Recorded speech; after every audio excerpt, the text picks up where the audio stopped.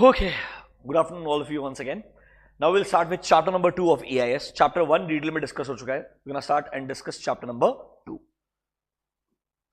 Chapter 2 मेरे हिसाब से सबसे सिंपल चैप्टर है, मतलब ये बिल्कुल ही बेसिक लेवल का चैप्टर है. यहां पर आपको पूरा एक ओवरव्यू मिलने वाला है दैट नॉर्मली एक ईआरपी कैसे वर्क करता है. तो वो शुरुआत करेगा what is the business process वापस से, then will tell you what is the integrated system, what is the non integrated system, दोनों में डिफरेंस क्या है, why you should prefer a integrated system in longer run. Then will talk about what are the core features in a ERP system. फिर different examples of ERP के बारे में बात करेगा.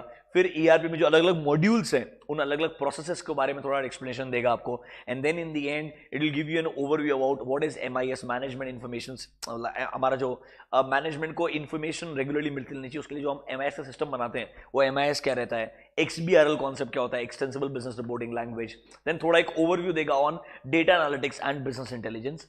उतना ही छोटा सा चैप्टर है, मतलब इस चैप्टर के अंदर ना ईआरपी के अलावा कंटेंट एक्चुअली मिनिमल जैसा है. हाँ, यहां पर एग्जाम में जब क्वेश्चन आता है तो बहुत इजीली आप आइडेंटिफाई भी कर सकते हो और इजीली आंसर कर पाओगे. This is a very simple chapter from scoring marks in exam point of view. Rather this is the chapters में सबसे कम टाइम डिवोट करना पड़ता है और आप इजीली मार्क्स भी स्कोर कर सकते हो अगर आप थोड़ा सा सही चीजों को आइडेंटिफाई कर लो तो. Let's do one thing, let's get started with part A of chapter number 2 जो सबसे डिटेल में दिया है. एंड हाँ, उस पार्ट ए में कुछ छोटे से माइनर अमेंडमेंट्स भी है, जैसे हमारे चैप्टर 1 में अमेंडमेंट्स है वैसे ही चैप्टर 2 के अंदर भी पार्ट ए में छोटा सा एक अमेंडमेंट्स है जो हम डिस्कस करेंगे डिटेल में, जहां पर एक अच्छा एग्जाम क्वेश्चन आ सकता है.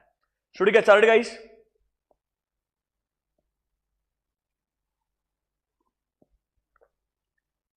Okay.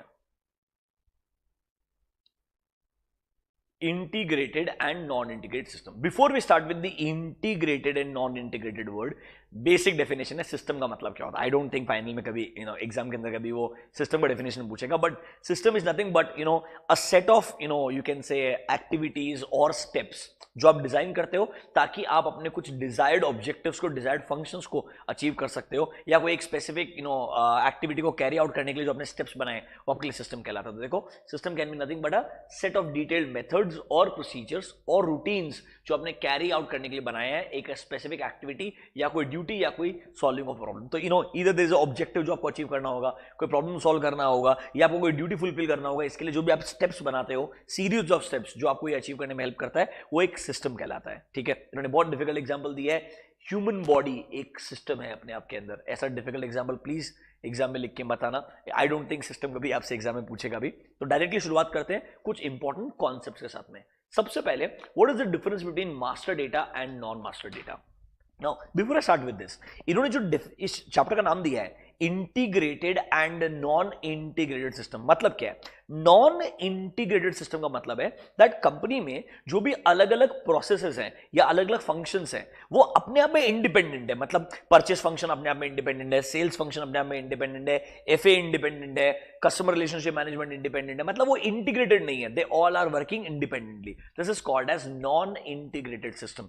यहां पर क्या होगा? रिपीटेशन बहुत ज्यादा होगा. मतलब सेम कस्टमर, मतलब मार्केटिंग वाले बंदे से भी इंटरैक्ट करेगा, जब सेल्स का प्रोसीजर खत्म करना होगा उससे भी इंटरैक्ट करेगा, कस्टमर रिलेशनशिप वाले से भी इंटरैक्ट करेगा. तो डुप्लीकेशन ऑफ इंफॉर्मेशन बहुत ज्यादा होता है एंड कभी कभी वो इंफॉर्मेशन गलत तरीके से इंटरप्रेट भी हो जाता है. आपको कुछ बेसिक एग्जांपल देखने को मिलेंगे. तो इसीलिए बता रहे हैं नॉन इंटीग्रेटेड सिस्टम के कुछ प्रॉब्लम्स हैं जिनको सॉल्व करने के लिए उन्होंने बोला why not have a central database, try to integrate all your important business functions and have a single system जो सर एक सेंट्रल डेटाबेस में काम करता है और अलग अलग फंक्शंस के लिए अलग अलग मॉड्यूल्स बना दो. तो जो इंटीग्रेटेड सिस्टम है वो दूसरे शब्दों में ईआरपी भी कहलाता है, जहां पर एक सेंट्रल डेटाबेस रहेगा और सर मॉड्यूलर डिजाइन रहेगा जहां अलग अलग फंक्शंस को अलग अलग मॉड्यूल्स बना के एक दूसरे से इंटीग्रेट कर दिया जाएगा. यही हमें इस चैप्टर में डिस्कस करना है. तो will start with what do you mean by the word master data and non master data. कुछ बेसिक टेक्निकल कॉन्सेप्ट सिखा रहा है. मास्टर डेटा वो डेटा होता है बेटा जो सर आइडियली हर दिन बदलता नहीं है, नॉर्मली वो स्टेबल रहता है, सेम रहता है, परमानेंट नेचर का होता है. हाँ, मास्टर डेटा में भी कुछ बदलाव ला सकते हो आप. हमने अभी जस्ट थोड़ी देर पहले एग्जांपल पढ़ा था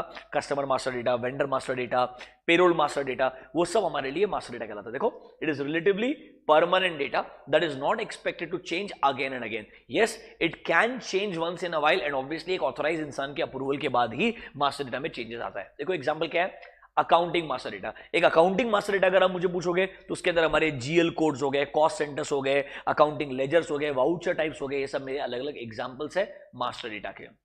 देन इन्वेंट्री मास्टर डेटा में अगर आप मुझे पूछोगे तो स्टॉक्स के जो ग्रुप्स हो गए, गोडाउन्स हो गए, इन्वेंट्री के जो वाउचर टाइप्स हो गए, इवन जो स्टॉक के कोड्स हो गए, वो सब अलग अलग क्या है मेरे लिए, इन्वेंट्री मास्टर डेटा। कुछ एग्जांपल्स है, अगर आप सिर्फ इन एग्जांपल्स को भी आइडेंटिफाई कर लेते हो तो भी सफिशिएंट रहेगा। ये क्वेश्चन एग्जाम में ऑलरेडी 2 या 3 बार पूछा जा चुका, 2 बार पूछा जा चुका है। सो यस, मास्टर डेटा क्या होता है, इन एग्जांपल्स ऑफ मास्टर डेटा आपको आना चाहिए। पेरोल मास्टर डेटा अगर आप मुझे पूछोगे तो सर हमारे एम्प्लॉय का कोड, एम्प्लॉय का नाम, एम्प्लॉय का डेट ऑफ ज्वाइनिंग, एम्प्लॉय का एग्जिस्टिंग सैलरी, ये सब मास्टर डेटा में आता है। हाँ, जो हमारा अटेंडेंस है वो सर ऑन अ मंथ और month as a normal transaction होता है, वो मास्टर डेटा नहीं होता है। Then we have a statutory master data in terms of taxes. तो हमारा जीएसटी का रेट हो गया, टीडीएस का रेट हो गया, ये हमारे लिए जो फ्रीज किए हुए परसेंटेजेस होते हैं, जो एप्लीकेबिलिटी ऑफ टैक्सेस वाला पार्ट है, वो मेरे लिए स्टैट्यूटरी मास्टर डेटा कहला सकता है। देखो, it is a master data relating to a statute और a law. For example GST और टीडीएस का जो रेट हम जिस रेट से टीडीएस डिडक्ट करते हैं या जिस रेट से जीएसटी पेमेंट करते हैं, वो रेट्स को जब आप फ्रीज कर दो सिस्टम में, वो आपके लिए स्टैट्यूटरी मास्टर डेटा कहला सकता है। तो कैन आई से non master data on the opposite side will be that data जो सर स्टैंडर्ड नहीं देता, परमानेंट नहीं देता है, वो हर ट्रांजैक्शन के लिए बदलते जाएगा। फॉर एग्जांपल परचेज का क्वांटिटी आपके लिए नॉन मास्टर डेटा रहने वाला है, समझ रहे हो मेरा बात। So it is a data that is expected to change frequently again and again and not a permanent data that is going to vary from transaction to transaction.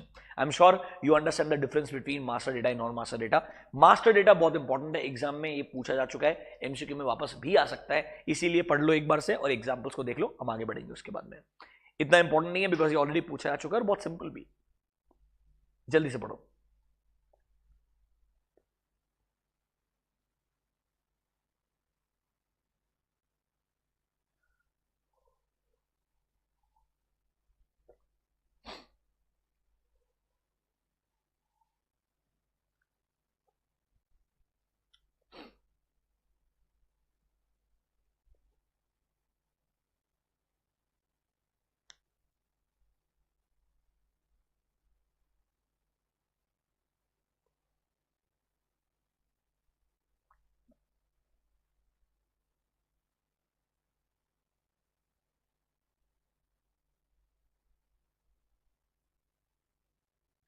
जल्दी पढ़ो फटाफट से बेटा, आगे बढ़ेंगे फिर।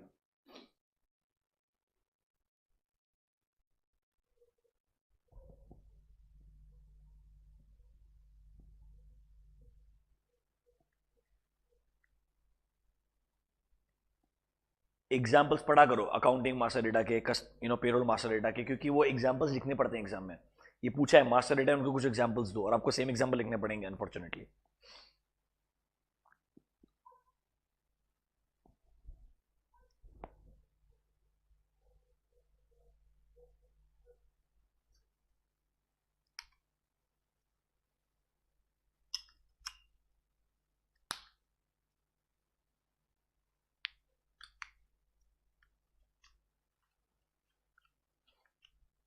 डन,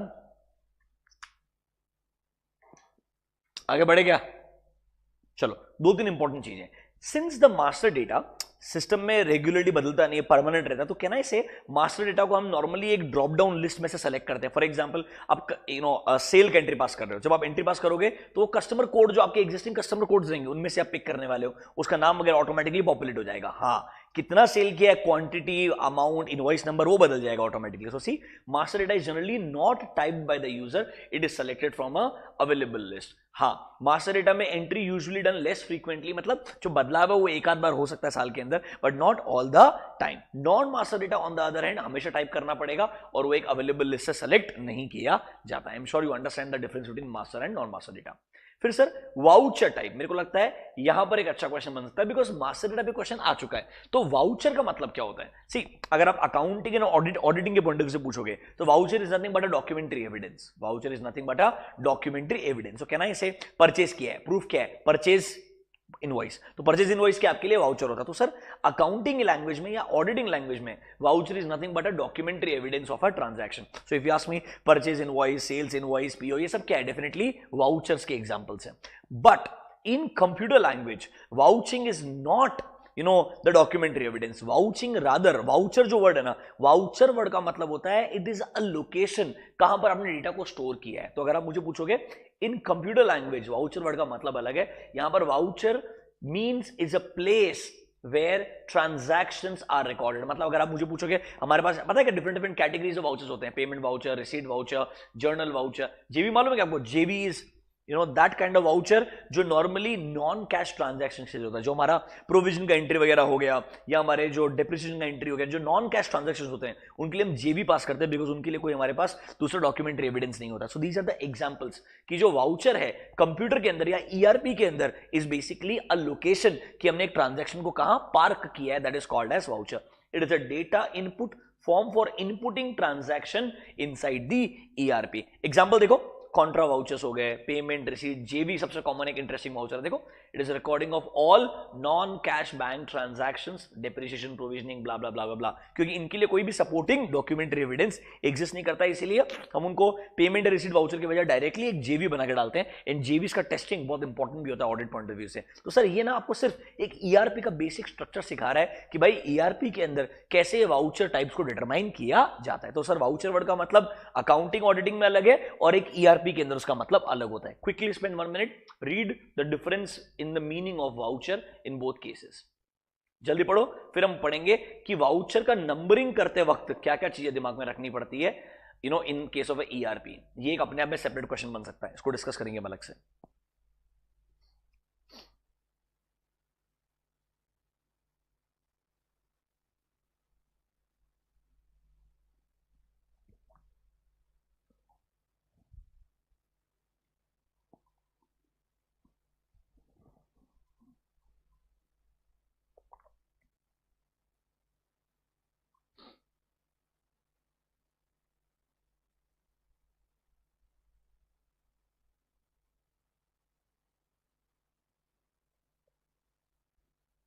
पढ़ा वाउचर का मतलब? तो वाउचर क्या होता है ईआरपी के अंदर, और वाउचर के टाइप्स के कुछ एग्जांपल्स आपको समझ में आ गए होंगे। आई एम श्योर आपको सब मालूम रहेगा। ये is very very basic, payment, receipt, जेवी, सेल्स, परचेज, बहुत सिंपल सिंपल से। अब आओ जरा वाउचर नंबरिंग। ऑब्वियसली सर हर वाउचर नंबर अपने आप के अंदर यूनिक होना चाहिए, तो sir every voucher number should be unique. And sir ideally एक सीरीज होना चाहिए, मतलब जेबी का अलग सीरीज रहेगा, रिसीट्स पेमेंट्स का अलग सीरीज रहेगा। एंड हर वाउचर नंबर के आगे कुछ ना कुछ प्रीफिक्स या सफिक्स ऐड कर सकते हो। देखो, voucher number must be unique, they should have a separate numbering series, a voucher may have a prefix or suffix or both, मतलब उस नंबर के आगे या पीछे कुछ ऐड कर सकते हो जो एज अ सीरीज रिप्रेजेंट करता है। सर नॉर्मली वो सीरियली नंबर्ड होना चाहिए, it should not be like sales के जो वाउचर नंबर है 1 2 3 4 क्या जगह है 1 5 15 ऐसे। अगर वैसा रहा तो शायद ये डिफिकल्ट हो जाएगा ट्रेस करना कि क्या कुछ वाउचर्स मिसिंग है, क्या कंप्लीटनेस चेक करना मुश्किल हो जाएगा। तो sir yes, her different different category of voucher type के लिए अलग अलग नंबरिंग सीरीज रखना चाहिए। They should be in a very serially number situation, prefix suffix आप ऐड कर सकते हो। तो ये बेसिक चीजें जो आपको दिमाग में रखनी पड़ेगी। क्यों बता रहा हूं, हालांकि बहुत सिंपल है बट स्टिल वाउचर नंबरिंग के ऊपर and the meaning of word voucher के ऊपर फिर भी क्वेश्चन एक बार एग्जाम में आ सकता है अलग से। मास्टर डेटा पे देखो क्वेश्चन पूछा जा चुका है। अभी तक अगर आप मुझे पूछोगे इस चैप्टर में जो हमने पढ़ना शुरू किया है, master data, non master data, उनका डिफरेंस आपको आना चाहिए। दूसरा, वाउचर वर्ड का मतलब क्या होता है, different types of voucher, different examples of voucher types क्या होते हैं, ये आपने एक बार सारे के सारे पढ़ लेने चाहिए। सबसे इंटरेस्टिंग जो इसमें वो जेबी है, जनरल वाउचर, बिकॉज वो अपने आप के अंदर थोड़ा अलग कॉन्सेप्ट है, बाकी सारे के सारे बहुत नाम से समझ में आ जाएगा। पेमेंट है, रिसीट है, परचेज है, सेल है, that is not very difficult और ट्रिकी। देन वो अकाउंटिंग फ्लो बताएगा। ये अकाउंटिंग फ्लो पता है क्या है, वो जो कॉन्फ़िगरेशन बताया था मैंने आपको, याद है क्या, मैपिंग कैसे होता है कि कैसे हमारे अलग अलग जीएल हमारे respective income, expenditure, asset, liability के हेड्स के अंदर जाते हैं। तो वैसे आपको अकाउंटिंग का फ्लो दिखाएगा कि कैसे balance sheet and profit and loss account तक पहुंचते हो। देखो, ट्रांजैक्शन एंट्री होगा, पोस्टिंग होगा, बैलेंसिंग होगा, टीबी बनेगा, वहां से पीएनएल और बैलेंस शीट। देखो कैसे वो डेबिट बैलेंसेस, क्रेडिट बैलेंसेस को कनेक्ट कर रहा है, और बॉटम लाइन ये पूरा का पूरा क्या है, ये मैपिंग है जो कॉन्फ़िगरेशन के फॉर्म में सिस्टम के अंदर जब आप ईआरपी को डिजाइन कर रहे हो तब आपने ये सब दिमाग में रखना चाहिए। And obviously as a auditor, as a evaluator आपने देखना भी पड़ेगा ये कॉन्फ़िगरेशन ढंग से डिजाइन है या नहीं है, ये सब आपको देखना पड़ता है।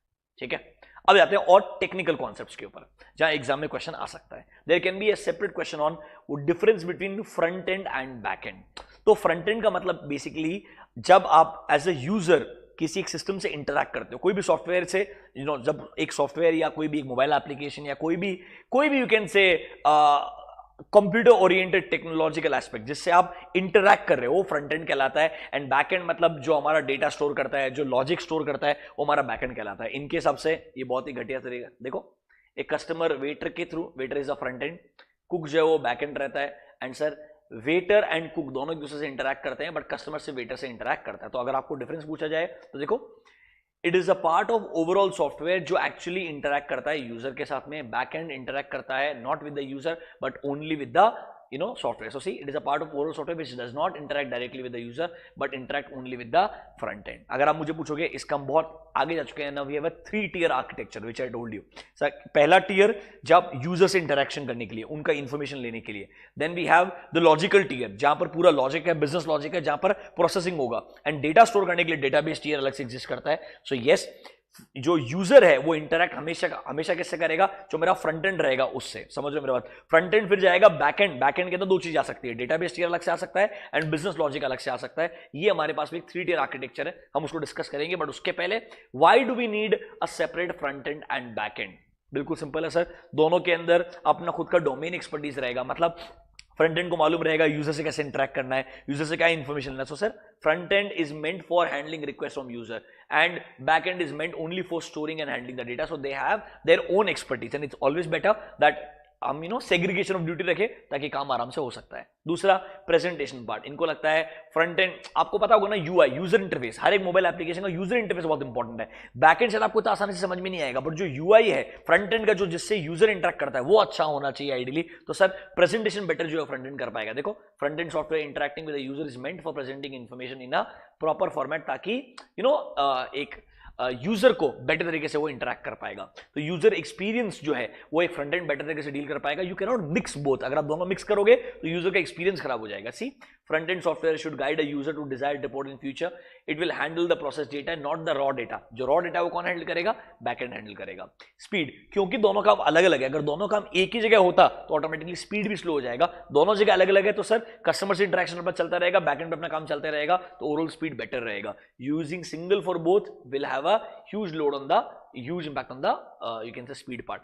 लैंग्वेज, ये बहुत ही घटिया, इनको लगता है फ्रंट एंड का जो लैंग्वेज है वो बहुत यूजर स्पेसिफिक होना चाहिए। और ठीक है, अप टू सम एक्सटेंट। तो फॉर एग्जांपल, जो कोडिंग है शायद वो आपको यूजर को समझ में नहीं आएगी, तो back and can be may be in the form of 0-1 और coding part. Do you get my point? But front end जो है वो यूआई अच्छा होना चाहिए, वो यूजर के लैंग्वेज के अंदर होना चाहिए। सर देखो, front end speaks the language understood by the user, ताकि सर बैक एंड को ये सब झेलने की जरूरत नहीं है। तो बैक एंड अपने टेक्निकल लैंग्वेज में भी काम कर सकता है। बेसिक सा बात है, बहुत ही पुरानी चीज है अकॉर्डिंग टू मी। इसका हम बहुत डिटेल्ड एक्सटेंट पे जा चुके हैं, वो कहलाता है एप्लीकेशन सॉफ्टवेयर। आज की तारीख में कोई भी मोबाइल एप्लीकेशन पकड़ लो या कोई भी सिस्टम सॉफ्टवेयर पकड़ लो, उसमें 3 चीजें होती है sir. Number 1, we have application layer. Second, we have OS layer, that is operating system layer. And third one is called as database layer. Can I say tier 1, tier 2, tier 3।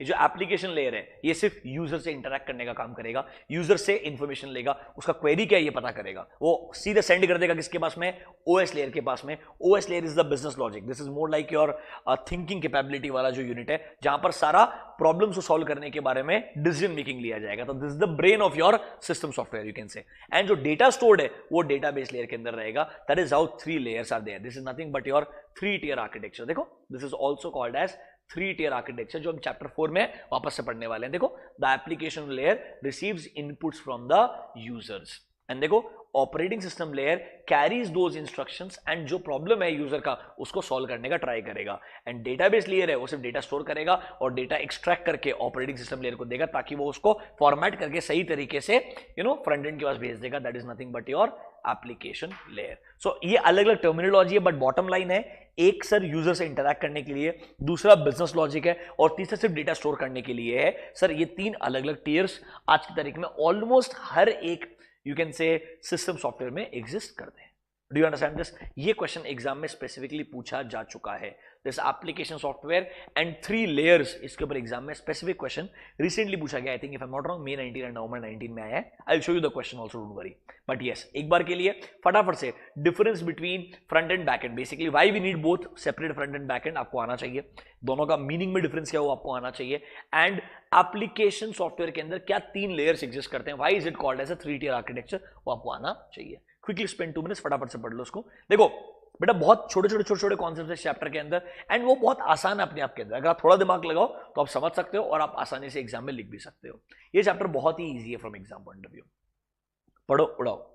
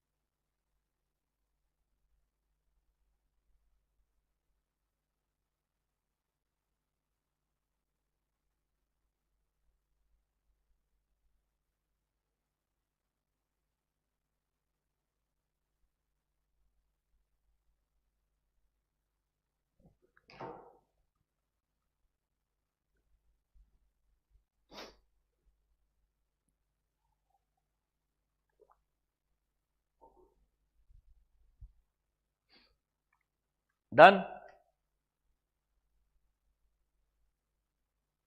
तो अभी तक जो हमने पढ़ा ना वो बेटा सिर्फ 2 मार्क के लिए, 3 मार्क के लिए वैसे कैटेगरी का क्वेश्चन अकॉर्डिंग टू मी। अब आ जाओ, talk about ERP। Now ERP can be a installed application और it can be a cloud based application. I am sure you all know the difference between both.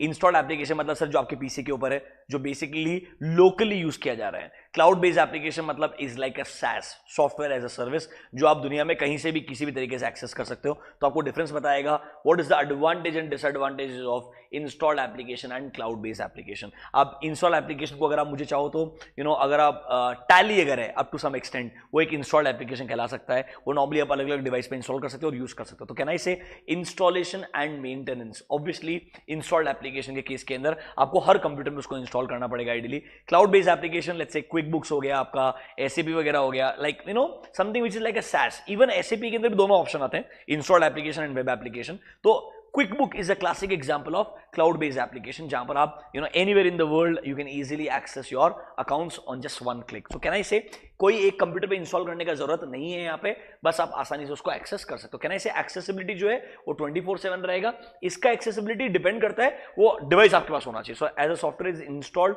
On the hard drive of a user's computer, you need to have access of that specific computer only to use that software. Next, obviously इसको mobile application नहीं बोल सकते क्योंकि sir इसको आप उसी जगह उसी एक एग्जैक्ट लोकेशन पे यूज कर सकते हो। क्लाउड बेस्ड एप्लीकेशन रहा तो थोड़ा मोबाइल रहेगा, बट हाँ अगर वो इंस्टॉल्ड भी अगर लैपटॉप है तो लैपटॉप आप किधर भी कैरी कर सकते हो according to me. But cloud का सही मायने में मतलब है literally doesn't have a specific device also, on any device you can access. Data storage, हाँ ये इंटरेस्टिंग है, बट अगेन यहां पर आर्ग्यूमेंट हो सकता है क्योंकि वो बोल रहा है इंस्टॉल्ड एप्लीकेशन आपके कंप्यूटर के फिजिकल डिवाइस के अंदर ही, उसी हार्ड ड्राइव के अंदर है। तो डेटा जो है उसका फिजिकल कंट्रोल भी तुम्हारे पास रहने वाला है। In case of cloud obviously data cloud के ऊपर रहेगा, आपके पास फिजिकल कंट्रोल नहीं रहेगा डेटा के ऊपर। But obviously there are service level agreements, that means service provider and service receiver के बीच में अग्रीमेंट्स होते हैं, कॉन्फिडेंशियलिटी ब्रीच के रिलेटेड, प्राइवेसी के रिलेटेड, एंड ऑब्वियसली आपका डेटा सिक्योर रहता है। बट हाँ एक क्वेश्चन है क्योंकि क्लाउड पे है, so it can B breached by certain third parties. So see, data is physically stored in the premises of the user. तो सर यहां पर कोई दिक्कत नहीं है, आपके पास पूरा का पूरा कंट्रोल है। डेटा सिक्योरिटी जो है वो फिजिकल कंट्रोल आपके पास में है। सर यहां पर डेटा आपके सर्वर आपके कंप्यूटर पे नहीं रहेगा, ये क्लाउड पे रहने वाला। So yes sir, there is going to be a service level agreement, ऐसे लेकर के रहता है, मतलब service provider and service receiver के बीच में अग्रीमेंट रहता है जहां पर राइट्स, रिस्पॉन्सिबिलिटीज एंड अथॉरिटीज को डिवाइड किया जाता है। हाँ data security can be a challenge because आपके पास फिजिकली उस डेटा का कंट्रोल नहीं रहेगा। Yes backup, disaster recovery alternatives easily मिल जाते हैं आपको, but again this is where some breaches can happen. So you can not really bifurcate, but in today's world cloud based applications are really useful according to me. Performance, obviously sir यहां पर ये बोल रहा है in case of cloud based application performance खराब हो सकता है because performance depends upon the internet speed. So if your network speed is pretty bad then obviously cloud based applications का परफॉर्मेंस उतना अच्छा नहीं रहेगा। बट डेस्कटॉप बेस्ड एप्लीकेशंस जो है, जो इंस्टॉल्ड एप्लीकेशंस हैं, उनका स्पीड तुम्हारे सिस्टम पे डिपेंड करता है। You don't really need a separate internet और network for that. So can I say a well written installed application shall be faster to use and better efficiency will be visible.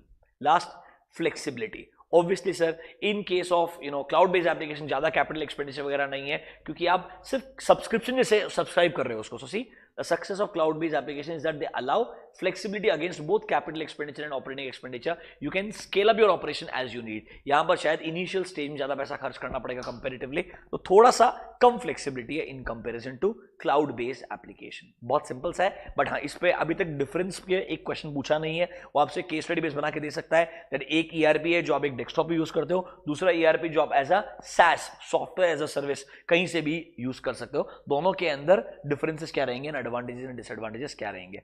BCom level answer है मेरे हिसाब से, but फिर भी आपने एक बार पढ़ लेना चाहिए। This can be a question. Application software पूछा जा चुका है, सो आई बिलीव यहां पर चांस कम है क्वेश्चन आने का, but difference between installed application and cloud based application पूछा जा सकता है।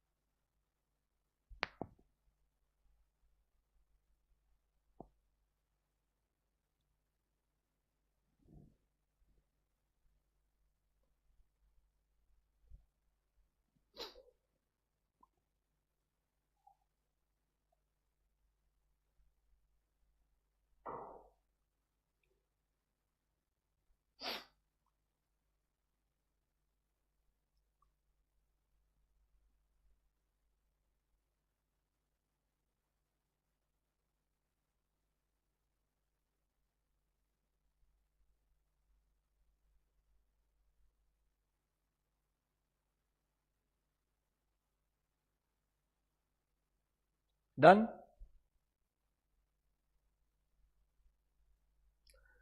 अरे हाँ या ना, देखो 2 to 4 का स्लॉट है, मेरे को मालूम है, कंट्रोल रखना पड़ा।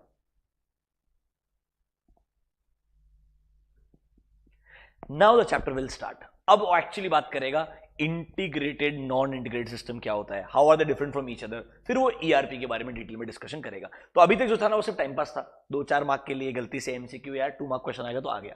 अब चैप्टर का शुरुआत करते हैं। Now there are 2 words, non integrated and दूसरा है इंटीग्रेटेड। देखो नॉन इंटीग्रेटेड तुमको मैंने पहले भी बोला, यहां पर जो हर एक फंक्शन है तुम्हारा, HR function, marketing function, purchase, ये अपने आप में इंडिपेंडेंट है, सेपरेट है।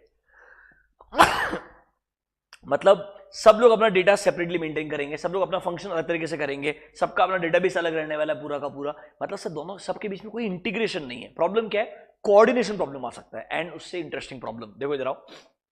A non-integrated system is a system of maintaining data in a decentralized way. That means सबके पास अपना पावर रहेगा to store the data. देखो they need to communicate with each other, क्योंकि sir obviously with in the departments coordination तो चाहिए। एक department अपने आप में सिर्फ इंडिपेंडेंटली काम करेगा, ऐसा बिजनेस काम नहीं करता है। In this global world you need to have that interaction between all the departments. That is why there are 2 problems. Number 1, communication gap between departments, and दूसरा उनके पास जो डेटा रहेगा उसके अंदर भी मिसमैचिंग हो सकता है। देखो एक एग्जांपल दिया है, मिस जयश्री जाधव एक इंसान का नाम है, वो अलग अलग डिपार्टमेंट कितने अलग अलग तरीके से ये लिख सकता है नाम, और ऑब्वियसली सर ये मैच ही नहीं होगा। ये इन्होंने एक एग्जांपल देने का ट्राई किया है that how there can be a mismatched information in different departments. To avoid this we need a one solution, उसको बोलते हैं इंटीग्रेटेड सिस्टम। क्या बोलते हैं, इंटीग्रेटेड सिस्टम। मतलब क्या, ये जो अलग अलग सारे डिपार्टमेंट्स है ना, इन सब को एक दूसरे से कनेक्ट कर दो। कैसे, by a central database। तो have a central database for all these different departments,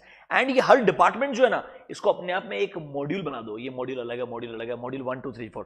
so you know ERP or an integrated system has 2 important features। Number 1, they will have a central database जो integrate करेंगे सारे अलग अलग business functions को, and जो हर business function है ना वो अपने आप के अंदर अलग अलग मॉड्यूल कहलाएगा। तो सर ERP के अंदर मॉड्यूलर डिजाइन होता है। There are multiple modules which integrate all important business functions. This is called as enterprise resource planning, that is ERP। मतलब सर एंटिटी लेवल पे एक एक इंटीग्रेटेड सिस्टम रहेगा, सेंट्रल सिस्टम रहेगा जो सब कुछ कनेक्ट करता है। देखो it is a enterprise wide information system, इस तरीके से डिजाइन किया है जो कोऑर्डिनेट करेगा ऑल रिसोर्सेस को, ऑल इंफॉर्मेशन को, एंड ऑल एक्टिविटीज को जो एक बिजनेस को रन करने के लिए जरूरत पड़ेगा। So all your business processes, you talk about your manufacturing, supply chain, financial, projects, HR, CRM, जो भी आप बात करोगे वो सब कनेक्टेड हो जाएंगे। 2 इंपॉर्टेंट फीचर्स, दोनों वर्ड को मार्क करना।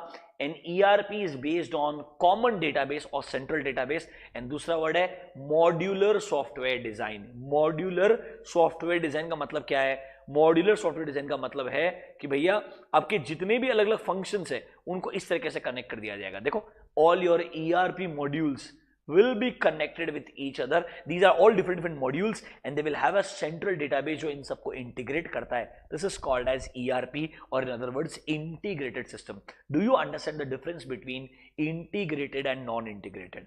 अब हम डिटेल में डिस्कस करेंगे ERP के बारे में। From exam point of view ERP क्या होता है, ERP के फीचर्स क्या होते हैं, ERP के अंदर रिस्क एसोसिएटेड क्या क्या है, उसके लिए क्या क्या कंट्रोल चाहिए, वो सब डिस्कशन करेंगे। और ERP ऑडिट किस तरीके से होता है, ये सब कुछ ज्यादा इंपॉर्टेंट है। तो अब मैं बोलूंगा चैप्टर नंबर 2 का जो पार्ट ए है उसका सही शुरुआत होगा कि ERP का मतलब, उसके फीचर्स, रिस्क एंड कंट्रोल्स, उसका ऑडिट पर्सपेक्टिव। यहां पर क्वेश्चंस आ सकते हैं और पूछे आज तक भी गए हैं, बहुत बार क्वेश्चन पूछे गए हैं इसके ऊपर। ऑडिट पे क्वेश्चन आया है, कंट्रोल पे क्वेश्चन आया है, रिस्क में थोड़ा अमेंडमेंट भी है। सारे रिस्क वाले पार्ट ना उन्होंने अमेंड कर दिए, क्योंकि उन्होंने पता है क्या किया, CA फाइनल का जो रिस्क मैनेजमेंट सब्जेक्ट है ना, वहां से जो कंटेंट है उसको धीरे धीरे उठाया और उसको ठीक करने का ट्राई किया, which is very logical according to me. चलो let's discuss ERP part in detail now.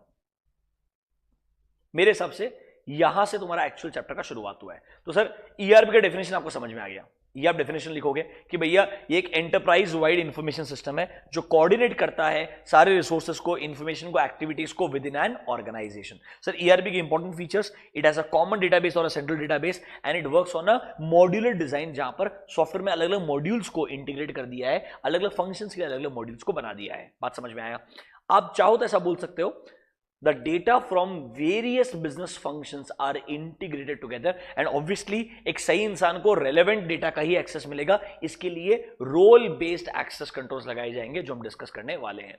अच्छा, एक कोई भी सिस्टम को ईआरपी कब बोलते हैं? तो थियोरेटिकल उन्होंने बताया अगर कोई भी एक सिस्टम दो या उससे ज्यादा फंक्शन परफॉर्म करता है. फॉर एग्जांपल क्विक बुक के अंदर आप payroll, accounting and I tell you what even GST वाला part you can take care of all those functions from one single software, then you can call that software as a ERP software. See, in order for a system, in order for a software system to be considered as ERP, it must provide an organization with functionality of two or more system, and trust me, majority people across the world uses a ERP today. So example उन्होंने दिया है quick book का जहां पर दोनों function है. अब उसने I'll tell you what GST function भी ऐड कर दिया है. ठीक है, आजकल ERPs ऐसे हैं वो इतने wide range of function provide करते हैं कि तुम्हारा HR, supply chain, manufacturing, warehouse management, customer relation, सब कुछ इंटीग्रेट हो चुका है आज की तारीख के अंदर. हाँ, कुछ कुछ चीजें हमको अभी भी अलग से रखनी पड़ती है. लाइक फॉर एग्जांपल बैंक्स के अंदर क्रेडिट कार्ड ऑपरेशंस को अभी भी अलग रखा गया है बिकॉज उनको लगता है वो अपने आप में एक सेपरेट बिजनेस और सर्विस भी हो सकता है कंपैरेटिवली. लोन्स को कुछ केसेस में सेपरेट रखा गया. तो देयर आर सम फंक्शंस जिनको सेग्रीगेट कर देते हैं बिकॉज उनको लगता है मिक्स करने से थोड़ा मेसअप सिचुएशन हो जाएगा, but otherwise majority of the things can be integrated. अभी good, do one thing, read 2 minutes what is ERP, important features of ERP. ये दोनों फीचर्स इंपॉर्टेंट है.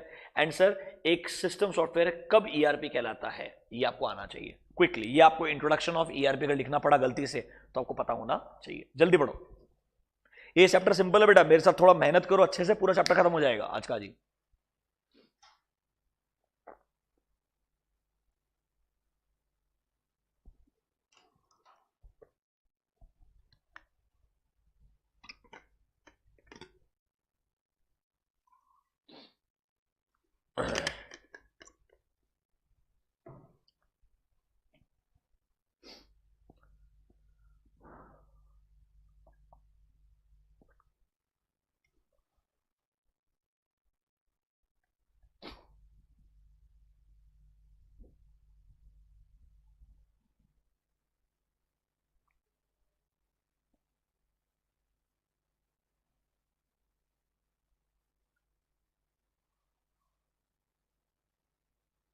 Done. Let's go to advantages of ERP. I think एक बार पूछा जा भी चुका है बट फिर भी मुझे लगता है इंपॉर्टेंट एटलीस्ट एमसीक्यू के पॉइंट ऑफ व्यू से. तो ईआरपी का एडवांटेजेस क्या है? अब देखो मुझे बताओ, नॉन इंटीग्रेटेड के प्रॉब्लम्स क्या थे? मिसमैच डेटा रहेगा नंबर 1, सबसे बड़ा प्रॉब्लम तो वही था. और दूसरा क्या था यार? कम्युनिकेशन गैप था. तो कहना इसे यहां पर इंटीग्रेटेड इंफॉर्मेशन है तो कहना इसे कम्युनिकेशन गैप खत्म हो जाएगा. सही इंसान को सही इंफॉर्मेशन का एक्सेस बहुत इजीली मिलना शुरू हो जाएगा. तो दो ही बड़े एडवांटेज है टेक्निकली मुझे पूछोगे तो आप. Number 1, integration of all the information because of central database. And दूसरा, जब भी किसी डिपार्टमेंट को कोई इंफॉर्मेशन चाहिए उसको दूसरे डिपार्टमेंट के रेस्पॉन्स का वेट करने का टाइम नहीं है, जरूरत नहीं है. कहना इसे जो रेस्पॉन्स टाइम है, एक प्रॉब्लम जो सॉल्व करने का साइकिल टाइम जो है वो सिग्निफिकेंटली रिड्यूस हो जाएगा. यही बात उन्होंने 3-4 पॉइंट्स में लिखी है. देखो, पहला पॉइंट इंफॉर्मेशन का इंटीग्रेशन, वो तो बिल्कुल लॉजिकल है बिकॉज सेंट्रल डेटाबेस है. दूसरा, reduction of lead time. Lead time word देखो मतलब क्या है? Time between placing an order and receiving the order is called as lead time obviously. अब वो उसको लीड टाइम बोल दो या आप ऐसा बोल दो शिपमेंट जो है वो हमेशा टाइम पे पहुंचेगा, या जो एक साइकिल टाइम है ऑर्डर रिसीव करके, ऑर्डर को प्रोसेस करके पेमेंट रिसीव करने का, वो पूरा साइकिल टाइम रिड्यूस हो जाएगा. ये तीनों पॉइंट सेम ही है प्रैक्टिकल टर्म्स के अंदर. तीनों को एक पॉइंट बना के लिख सकते हो कोई भी, मेरे को लगता है. हाँ, आईसीआई ने 4 लिख के दिए, इट्स ओके. तुम एक पॉइंट लिखो, इंफॉर्मेशन इंटीग्रेशन, वो इंपॉर्टेंट है. दूसरा, तुम लीड टाइम लिख दो, ये रिडक्शन इन साइकिल टाइम लिख दो. दोनों में से कोई भी एक लिख सकते हो.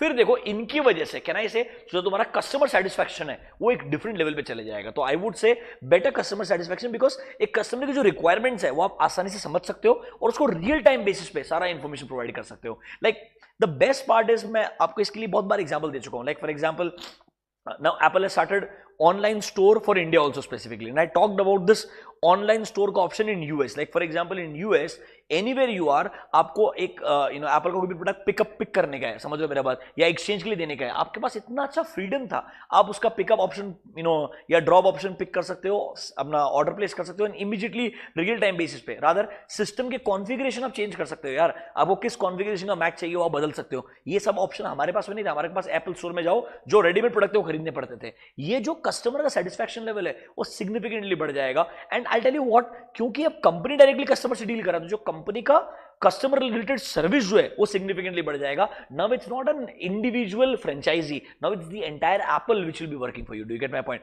सो overall customer satisfaction enhance significantly and हमारे पास फ्लेक्सिबिलिटी बढ़ जाएगा क्योंकि सारा इंफॉर्मेशन हर जगह पे है. आपको ऐसा नहीं है कंपल्सरीली ये इंफॉर्मेशन उससे ही मिल सकता है, कोई और भी इंसान उस इंफॉर्मेशन का एक्सेस लेकर के आपको प्रोवाइड कर सकता है. कैन आई से आपका ओवरऑल क्वालिटी एनहेंस होगा सिग्निफिकेंटली, ऑपरेटिंग एफिशिएंसी बढ़ जाएगा. जो भी एक बिजनेस में मेन अच्छे एडवांटेजेस हो सकते हैं वो सब एडवांटेजेस आपको ईआरपी की वजह से मिलेंगे. So I would say first point can be information integration. Second point can be either reduction in lead time or reduction in cycle time, ताकि आप प्रोडक्ट को इजीली अपने कस्टमर तक पहुंचा पाओगे. इससे आपके कस्टमर का सेटिस्फैक्शन सिग्निफिकेंटली एनहांस होगा. एंड सर आप ऐसा बोल सकते हो आपका जो ओवरऑल रिड्यूस क्वालिटी कॉस्ट, हाँ ये भी एक अच्छा फायदा है क्योंकि अब आपके पास सेंट्रल डेटाबेस रहेगा. आपको जो क्वालिटी चाहिए, आपने एक वर्ड पढ़ा होगा टोटल क्वालिटी मैनेजमेंट.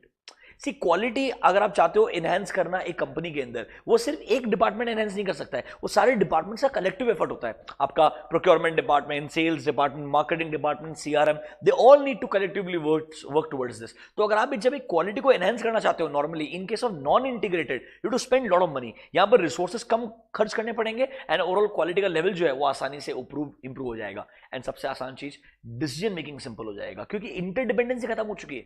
अब हर किसी को मालूम है किसके पास किस लेवल तक की इंफॉर्मेशन का एक्सेस है, वो इमीडिएटली उसके बेसिस के ऊपर इमीडिएट डिसीजन ले पाएगा. There is no such dependency between departments. वो कोऑर्डिनेशन अपने आप के अंदर एक स्मूथ फॉर्म में काम करना शुरू करेगा. तो आपका इंफॉर्मेशन एक्यूरेटली भी पहुंचेगा आपके रेस्पेक्टिव लोगों तक and decision making will become very very simple. So I believe this can be another important point. तो ऐसे आप कोई भी 3-4 पॉइंट को पिक कर सकते हो, वो एग्जाम में लिख सकते हो. These can be advantages of ERP. Quickly spend 5 minutes, read these points once again. बहुत सिंपल सा लैंग्वेज है इनका, कोई दिक्कत नहीं आना चाहिए.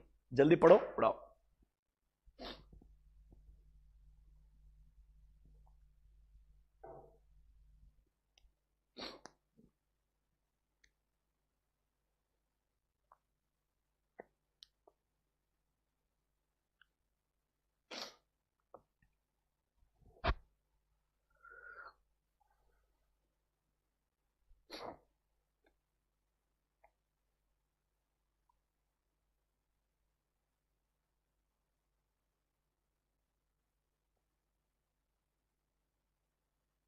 Trust me, but ERPs have changed lives significantly for a lot of organizations.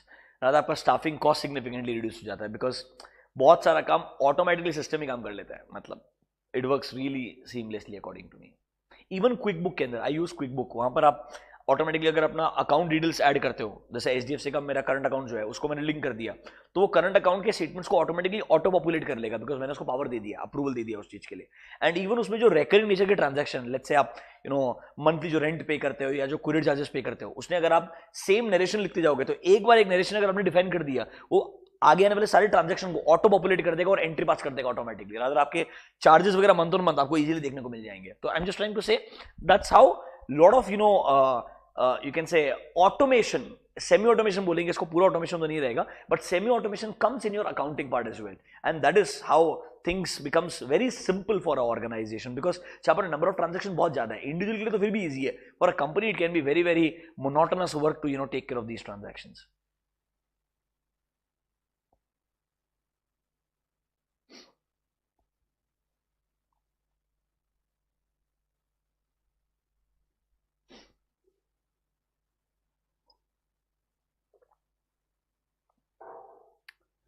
एक बच्चे ने क्वेश्चन पूछा है, sir since Apple has started online stores, then what will be the role of Apple stores or franchises what we have in India? Apple is very shrewd in this. Like ये integration ही अगर तुम मुझे पूछोगे तो अपना this is more like a vertical integration if you ask me.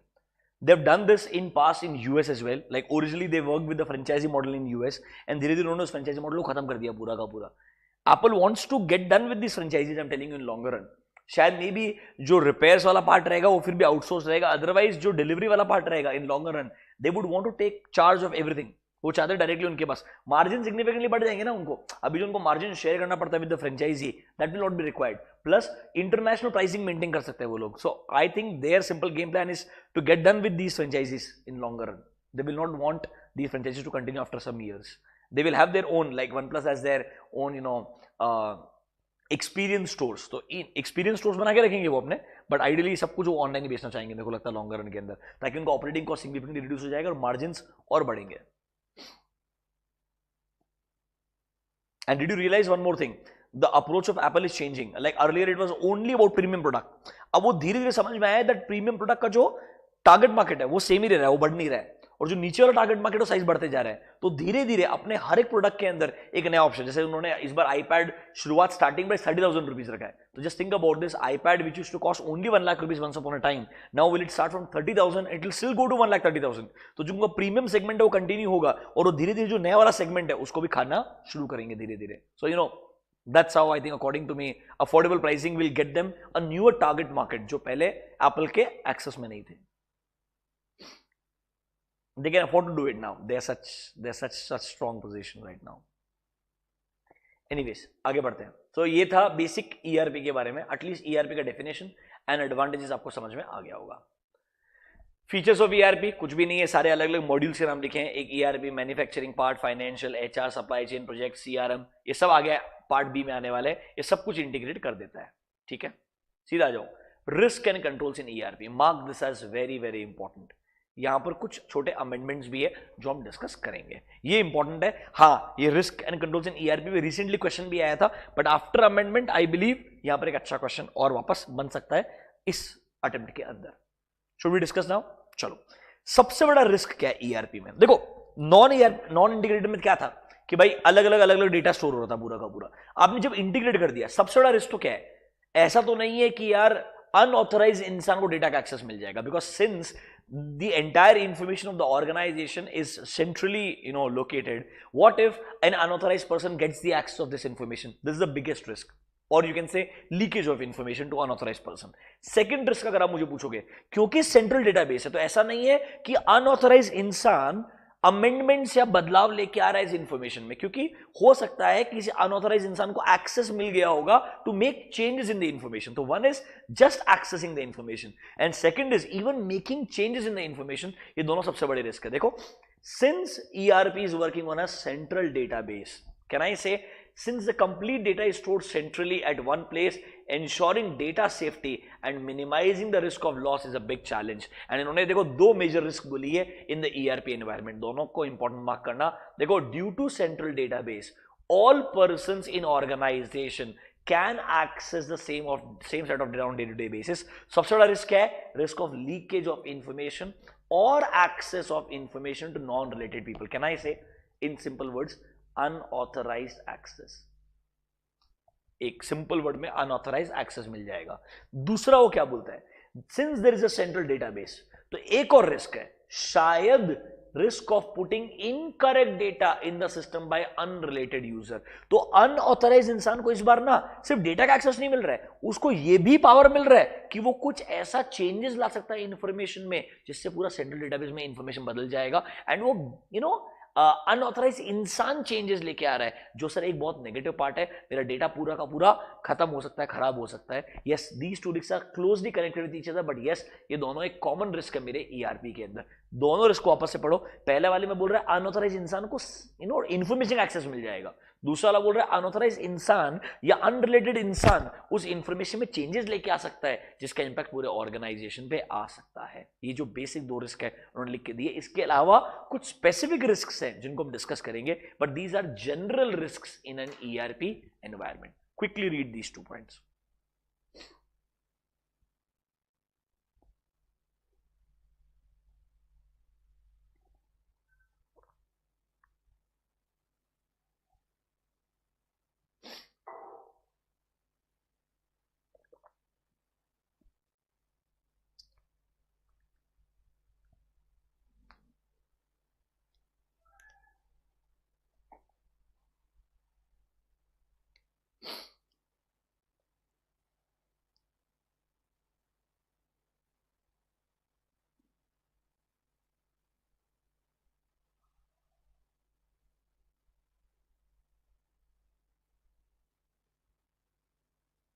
Done? आप लोग सब फॉलो कर पा रहे हो जितना हम पढ़ रहे हैं पक्का से? Are you feeling comfortable? ठीक है, बहुत इंपॉर्टेंट है बेटा। सी अगर आप सही में फॉलो कर पा रहे हो, उससे आपको बेनिफिट हो रहा है तो ही फायदा है, otherwise I don't want to waste your time in these important situation. अब 1 महीना कम से कम बाकी है ऑलमोस्ट, तो मेरे को टाइम वेस्ट नहीं करना तुम्हारा, तुम्हारे लिए बेनिफिशियल है ना, बस मेरे को लग रहा है तुम रिलेट कर पाना चाहिए उससे, एंड तुम्हारा रिविजन अच्छा होना चाहिए कि तुम थोड़ा कॉन्फिडेंट फील करो एग्जाम के हिसाब से। चलो आगे बढ़ते हैं। अब वो बात कर रहा है जब एक ईआरपी को इंप्लीमेंट किया जा रहा है, मतलब अज्यूम करो एक कंपनी अभी नॉन इंटीग्रेटेड सिस्टम फॉलो करता है, या अज्यूम करो कोई ओल्ड ईआरपी फॉलो करता है, समझ रहे हो, वो कंपनी एक नए ईआरपी को इंप्लीमेंट करना चाहता है, तब उसको क्या क्या रिस्क फेस करने पड़ते हैं, ये सबसे बड़ा अमेंडमेंट है। ये चीज उन्होंने पता है कहां से उठाई है, रिस्क मैनेजमेंट से उठाई है वापस से, लॉजिकल है। कुछ कुछ पॉइंट्स बहुत अच्छे हैं इसके अंदर, मैं आपको प्रैक्टिकली एक्सप्लेन भी कर सकता हूं, ठीक है, ढंग से सुनना। ERP implementation is a huge task and requires lot of time, money and efforts, obviously ठीक बात है। The success or failure of any ERP is dependent upon its successful implementation, and implementation के बाद में उसको लोग ढंग से यूज कर रहे हैं या नहीं कर रहे, वो भी इक्वली इंपॉर्टेंट है। इसीलिए वो बोल रहा है कुछ डिटेल में डिस्कशन किया जाएगा, क्या अलग अलग इश्यूज या रिस्क्स एक ERP के इंप्लीमेंटेशन में आ सकते हैं। So these are the risks or issues which a company may face when they are implementing a new ERP. Exam में केस स्टडी बेस्ड क्वेश्चन बना के देगा। You are let's say a steering committee head, एक steering committee करके रहता है normally जब भी कोई नया information technology related significant change लेके आता है ना कंपनी में, तो कंपनी में एक स्टीयरिंग कमिटी बनाते हैं, जो इंपॉर्टेंट कमिटी होता है सारे इंपॉर्टेंट डिसीजन लेता है। वो स्टीयरिंग कमिटी के तुम मेंबर हो, अज्यूम करो स्टीयरिंग कमिटी मतलब जिसके पास कंट्रोल है पूरा का पूरा, उस कमिटी के तुम मेंबर हो, तुमको क्या क्या इश्यूज या रिस्क्स दिमाग में रखने चाहिए when you are planning to implement a new ERP in the organization. तो देखो इन्होंने अलग अलग इश्यूज लिख के दिए, सबसे इंपॉर्टेंट जो है वो मेरे हिसाब से पीपल बेस्ड इश्यूज हैं, और दूसरा जो इंपॉर्टेंट है वो है अदर इंप्लीमेंटेशन इश्यूज। ये जो प्रोसेस और टेक्नोलॉजिकल इश्यूज है ना, उन्होंने ढंग से लिखे भी नहीं है, बट वो आप कहीं ना कहीं तरीके से अदर इंप्लीमेंटेशन में कवर भी कर लेते हो। तो हमको सारे के सारे डिस्कस करने हैं एग्जाम के अंदर, हो सकता है सारे के सारे 5 मार्क के लिए पूछ ले, तो you may not have to write all of them in detail, but you have to write them.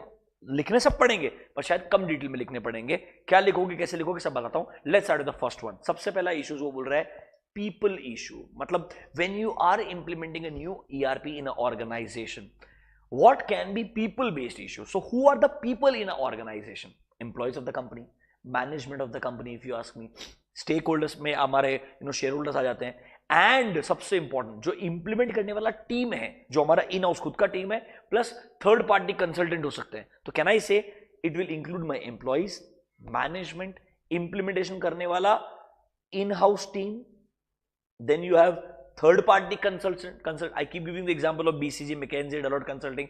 वो Deloitte Consulting क्या है? थर्ड पार्टी कंसल्टेंट है। एंड वेंडर्स, वेंडर वो जिसने ये IT सोल्यूशन बनाया होगा, the one who is created the IT solution, वो मेरे लिए वेंडर कहलाता है। ये सारे के सारे लोग इन्वॉल्व होते हैं, तो there can be issues related to all of them. So these are the people normally who are part of a ERP implementation. Now what can be the issues? सबसे इंपॉर्टेंट जो इशू है, समझ लो मेरे बात, वो है चेंज मैनेजमेंट। मैं इसको डिस्कस करूंगा, तुम एग्जाम में तुमको समझता है तो लिखना, बट बाकी जो चारों पॉइंट है वो बहुत आसान है तुम्हारे लिए। तो सबसे पहले डिफिकल्ट वाला वो डिस्कस करते हैं। चेंज मैनेजमेंट क्या बोलते हैं? जब भी आप एक नया सिस्टम इंप्लीमेंट कर रहे हो, तो जो एग्जिस्टिंग एम्प्लॉइज रहेंगे, उनके जॉब प्रोफाइल्स में सिग्निफिकेंट चेंज आएगा। मे बी कुछ लोगों का रिक्वायरमेंट पूरा खत्म हो जाएगा बिजनेस से, कुछ नए लोगों का रिक्वायरमेंट्स आएगा, कुछ एग्जिस्टिंग वालों को आपको प्रोफाइल एनहेंस करके देना पड़ेगा। तो सर रिस्क लिख रहा है, पहले रिस्क ही पढ़ना है, कंट्रोल समझ में आ जाएगा कि आपको इसका ऑपोजिट करना है, कैसे करोगे। देखो, changes will occur in the employees job profile, some jobs will become irrelevant and some new jobs will be created। तो सर कंट्रोल क्या है? देखो पढ़ के देखो, प्रॉपर ट्रेनिंग देना पड़ेगा आपको हैंड्स ऑन ट्रेनिंग देना पड़ेगा कि कैसे नए ERP को यूज करना पड़ेगा और वो कैसे ओल्ड ERP से अलग है, ताकि एक हैसल फ्री ट्रांजिशन हो सकता है आपके existing employees and new employees के लिए। तो ये बोल रहा है लोगों के पॉइंट ऑफ व्यू से क्या क्या प्रॉब्लम आएंगे। सबसे बड़ा तो अगर आप मुझे पूछोगे ना, ये एम्प्लॉय बेस्ड प्रॉब्लम है, तो चेंज मैनेजमेंट बोलने के लिए बोला है, but actually it is more like a employee based problem, जहां पर एग्जिस्टिंग एम्प्लॉइज में से कुछ लोग शायद रिडंडेंट हो जाएंगे, यूजलेस हो जाएंगे, एंड कुछ नए जॉब्स पोजीशन क्रिएट हो जाएंगे। ये पॉइंट आपको लॉजिकली समझ में आया क्या? अगर ये समझ में आ गया, तुमने इतना लिखा तो भी तुम्हारा एग्जाम का काम तो खत्म हो जाएगा। एग्जाम पॉइंट ऑफ व्यू से इतना लिखा तो भी काफी है अंडर चेंज मैनेजमेंट। जल्दी पढ़ो उसको फटाफट से।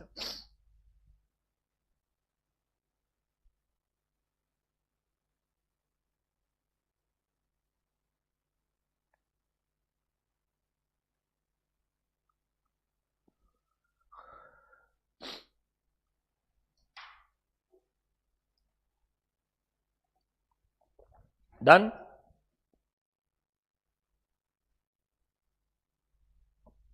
डन? अब यहां पे आओ, ये सेकंड पॉइंट पढ़ो, ये वाला।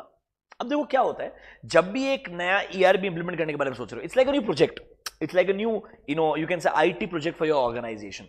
There are so many people involved, steering committee members, normal management people, implementation team, third party consultant, और हर कोई ना थोड़ा अपने हिसाब से फ्लेक्सिबल अप्रोच से काम करने का ट्राई करेगा. उसमें क्या आएगा, कभी कभी जो प्रोजेक्ट का ओरिजिनल स्कोप था ना, वही लोग भूल जाते हैं. It's a very very common problem, and in terms of IT projects ये बहुत कॉमन है, बिकॉज जब आप एक प्रॉब्लम को सॉल्व करने के लिए जाते हो ना, कभी कभी आप प्रॉब्लम ही भूल जाते हो.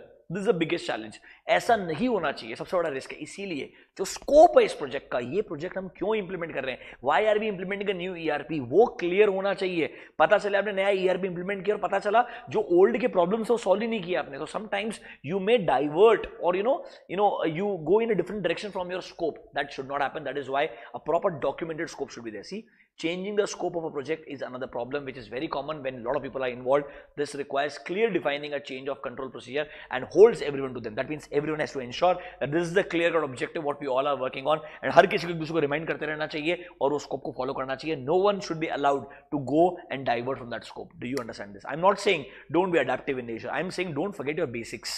That is very important. Are you understanding these 2 points? ये 2 पॉइंट तुमने लिख लिए तो तुम्हारा चेंज मैनेजमेंट वाला पार्ट खत्म हो जाएगा. ये हम किसके पॉइंट से बात करें, एम्प्लॉय पॉइंट ऑफ व्यू से क्या प्रॉब्लम है बेटा, ये इंपॉर्टेंट टॉपिक है. चैप्टर 2 का मेरे हिसाब से सबसे इंपॉर्टेंट एरिया ये है. यहां पर एक अच्छा 4 या 5 मार्क का क्वेश्चन आएगा इस अटेम्प्ट में, नहीं तो अगले में तो पक्का आएगा 100%, बिकॉज ये अमेंडमेंट है. अभी गुड, यस और नो? बीच वाला पार्ट अभी समझ लो, समझने के लिए इतना इंपॉर्टेंट नहीं, तुमने नहीं लिखा तो भी चल जाएगा. देखो, the way in which organization function will change obviously, क्योंकि जब नया ईआरपी आएगा तो सर ऑब्वियसली शायद लोगों के प्रोफाइल चेंज हो जाएंगे, तो सर प्लानिंग करने का तरीका, फोरकास्टिंग करने का तरीका, इंफॉर्मेशन को इंटीग्रेट, कुछ चीजों में बदलाव आएगा. एंड ऑब्वियसली वो बदलाव कभी कभी ऐसा होगा शायद वो आपके एग्जिस्टिंग विजन या मिशन के भी अलग जा सकता है. इसीलिए बहुत इंपॉर्टेंट है कि आप अपने प्रोजेक्ट का विजन मिशन डिफाइन करके रखो, पता करके रखो एग्जैक्टली जो बदलाव आएगा वो हमारे एक्सेप्टेबल नॉर्म्स के अंदर होना चाहिए, ताकि सर लोग उससे डेविएट ना हो. स्कोप ऑफ प्रोजेक्ट का बात नहीं कर रहा हूं मैं, in general because of new ERP it will make changes in the existing way of working in a company. वो जो काम करने का तरीका वो बदलेगा, तरीका बदलने दो, बट आपका विजन मिशन नहीं बदलना चाहिए, उससे आपने डेविएट नहीं होना चाहिए, ये आपने इंश्योर करना है. This is your point number 2. ये भी सिंपल है समझने के लिए, बट अगर तुमने पॉइंट नंबर 1 ये और ये भी लिख दिया तो भी तुम्हारा काम हो जाएगा. This is your change. हम क्या पढ़ रहे हैं, हम पढ़ रहे हैं भाई ईआरपी को इंप्लीमेंट करना है कंपनी में. इसमें कुछ प्रॉब्लम्स या इश्यूज आप फेस करने वाले हो. उसमें पहला इशू क्या है, people based issues. You have employees, you have management, you have implementation team, you have third party consultants, you have vendors जो आपको आईटी सोल्यूशन बनाने वाले हैं. इन सबसे कनेक्टेड क्या क्या प्रॉब्लम्स आने वाले. पहला वाला बदलाव, since there is a change, how do you manage the change. How do you manage the change मतलब शायद एग्जिस्टिंग जॉब प्रोफाइल्स बदल जाएंगे, कुछ जॉब्स इरेलेवेंट बन जाएंगे, शायद स्कोप लोग बदलने का ट्राई करेंगे आपके प्रोजेक्ट का. इसको आप कैसे कंट्रोल करोगे. तो आपने रिस्क अगर समझ लिया ना, कंट्रोल आप आसानी से लिख पाओगे, मुझे दिक्कत नहीं है. इस point number 1 clear to you, change management. अच्छा, किसी को लगता नहीं यार मेरे लिए ये ट्रिकी है, तो भाई एक काम कर, तू ये पॉइंट छोड़ देना, बचे पॉइंट लिख ले, बहुत इजी है. जरा नीचे ट्रेनिंग. सिंपल बात बोलता हूं आपको मैं, जब भी ये लंबे प्रोजेक्ट शुरू होते हैं, ERP implementation can be a good 1 year 2 year projects also. आजकल बहुत छोटा हो गया है, 6-8 महीने में खत्म हो जाता है, but earlier it used to be 1 year 2 year long projects depending upon the organization and nature of ERP. क्या होता है, ओरिजिनली जो बजट प्लानिंग करते हो, समझ रहे हो मेरा, एक पॉइंट क्या था, आप इतना बोर हो जाते हो उस प्रोजेक्ट से कि जब लास्ट के अंदर, लास्ट में ट्रेनिंग वाला पार्ट आता है, तुमने ईआरपी लगा दिया है, पर तुमने एग्जिस्टिंग लोगों को ट्रेन तो करना पड़ेगा ना, how to use a new system. तो लोग क्या होता है, इनिशियल लेवल पे इतना पैसा खर्च कर देते हैं that at the end level there is no sufficient budget left for training of employees, and इससे लोग बहुत परेशान होते हैं एंड बहुत बड़ा मिसमैच हो जाता है. जो नया सिस्टम है वो आ जाता है और एग्जिस्टिंग लोगों को उसको यूज करना नहीं आता. देखो, since greater part of training, ये रेनिंग नहीं है, ट्रेनिंग है, training takes place towards the end of the ERP implementation, management कभी कभी कर्टेल करता है, मतलब रिड्यूस कर देता है ट्रेनिंग को, क्योंकि उसका ओवरऑल कॉस्ट पहले ही बढ़ चुका होता है. ये होता ही है क्योंकि कॉस्ट प्लानिंग ढंग से नहीं होती है, इसीलिए ऐसा हो ही जाता है. हमको सर पहले स्टार्टिंग से इसको आई मीन टू से इंपॉर्टेंस देना चाहिए, प्रॉपर ट्रेनिंग प्रोग्राम्स बनाने चाहिए एंड इंश्योर करना चाहिए कि हमारे एग्जिस्टिंग स्टाफ को अच्छे से ट्रेनिंग मिले ताकि वो नए ईआरपी को यूज कर पाएंगे. Next is staff turnover. क्योंकि इतने बदलाव आने वाले हैं, बहुत सारे एम्प्लॉइज छोड़ के जाएंगे, तो आपका ओवरऑल जो कॉस्ट है इन टर्म्स ऑफ एम्प्लॉइज वो सिग्निफिकेंटली बढ़ना शुरू हो जाएगा. तो जब आप ऐसा सिग्निफिकेंट इंप्लीमेंटेशन करने के लिए जा रहे हो ना, it's better you create a shared vision. Bring your existing employees who are going to be valuable to you on a same path. उन सबको रिवॉर्ड या इंसेंटिव इस तरीके से बना के दो कि जैसे ही इंप्लीमेंटेशन खत्म हो जाएगा आप लोगों के लिए चीजें सिंपल हो जाएगी, आपको रिवॉर्ड किया जाएगा, इंसेंटिव्स दिए जाएंगे. कीप द एम्प्लॉइज हैप्पी ताकि आप आपका ओवरऑल स्टाफ टर्नओवर जो कॉस्ट है वो रिड्यूस कर सकते हो. Next, top management support. Obviously कभी भी नया ईआरपी इंप्लीमेंटेशन आपके मैनेजमेंट के सपोर्ट के बिना तो हो ही नहीं सकता. You have to get top management in your side. अगर आपके साइड में मैनेजमेंट नहीं है तो सर वो आगे आपको इंप्लीमेंट करने ही नहीं देगा. देखो, ERP implementation will definitely fail if top management does not support and grant permission for huge resources. क्योंकि जो ट्रांजिशन फेज रहेगा ना, पैसा बहुत लगने वाला है इन terms of employees, in terms of financial monetary amounts and all. That is why you always need support of top management. तो देखो, एक पॉइंट मैनेजमेंट बना दिया, ये वाला पॉइंट इनडायरेक्टली एम्प्लॉइज पे बना दिया, समझ रहे हो. एंड देखो, कंसल्टेंट्स. अब देखो प्रॉब्लम बोलता हूं आपको मैं. अब जैसे डेलॉइट कंसल्टिंग है या लेट्स से बीसीजी मैकेंजी है, मैं एक कंपनी XYZ है, ठीक है, मेरे को एक नया ईआरपी इंप्लीमेंट करने का है, मैंने डेलॉइट या बीसीजी को हायर किया जो मुझे हेल्प कर रहा है ईआरपी इंप्लीमेंटेशन में. अब डेलॉइट को क्या मालूम एज अ कंपनी मैं कैसे काम करता हूं, तो दे will not have that much understanding of my business. इसीलिए पहले क्या करना पड़ेगा, मुझे मेरे कंपनी के अंदर एक ऐसा इंपॉर्टेंट ऑफिसर नॉमिनेट करना पड़ेगा जो ऑफिसर डेलॉइट को या मेरे जो थर्ड पार्टी कंसल्टेंट है इनको हेल्प करेगा ये समझने के लिए कि मेरा बिजनेस क्या है. क्योंकि एवरी सिंगल टाइम हो सकता है the third party consultant will need an insight that how the business really works. That is why consultants, these are the experts who are in the implementation and might not be familiar with the internal working and organization culture. That is why you need to assign a liaison officer or a senior, that is a officer in charge, जो आपको actually में as a third party consultant regularly help करते जाएगा. ये basically आपके लिए point of contact बन जाएगा. मतलब कंपनी के अंदर mister X is the point of contact for Deloitte consulting. वो हर चीज इसके थ्रू ही बाईपास होने वाला है, इससे ही डिस्कस करके आगे बढ़ने वाला, ताकि क्योंकि mister X is holding that important position, he knows how to handle different situations, he is aware of everything in the organization, ताकि कंसल्टेंट कुछ गलत तरीके से इंप्लीमेंट ना कर दे, कुछ हमारे कंपनी के अगेंस्ट ना चले जाए. तो कहना इसे कंसल्टेंट के ऊपर एक पॉइंट बना दिया, मैनेजमेंट के ऊपर एक पॉइंट बना दिया उन्होंने. समझो मेरा बात. स्टाफ टर्नओवर एंड जो ट्रेनिंग है वो इनडायरेक्टली एम्प्लॉइज के ऊपर आ गया. तो आप नोटिस करोगे पीपल बेस्ड इश्यूज उन्होंने डिस्कस कर दिए. मैं चाहूंगा all of you to spend 2 minutes once again and वापस से इन पीपल बेस्ड इश्यूज को पढ़ो. ये रिस्क आपको आनी चाहिए. कोई भी अगर आपने 2-3 भी याद कर लेते भी काम हो जाएगा. बिकॉज मुझे लगता है स्पेसिफिकली पीपल बेस्ड इश्यूज पूछने के बजाय आपको जनरल सारे इश्यूज पूछेगा. तो अगर आपको 2-3 पॉइंट भी आएंगे ना, तब भी आप सक्सेसफुली आसानी से आंसर लिख सकते हो. आई वुड से ट्रेनिंग हो गया, टॉप मैनेजमेंट सपोर्ट हो गया एंड कंसल्टेंट हो गया. ये तीनों सबसे आसान पॉइंट है. यस और नो? अरे यस और नो तो चुपचाप पढ़ो एक बार. ये सबसे इंपॉर्टेंट है, इधर लैक मत करो, इसको अच्छे से समझो. यही पार्ट सबसे डिफिकल्ट है इस चैप्टर का.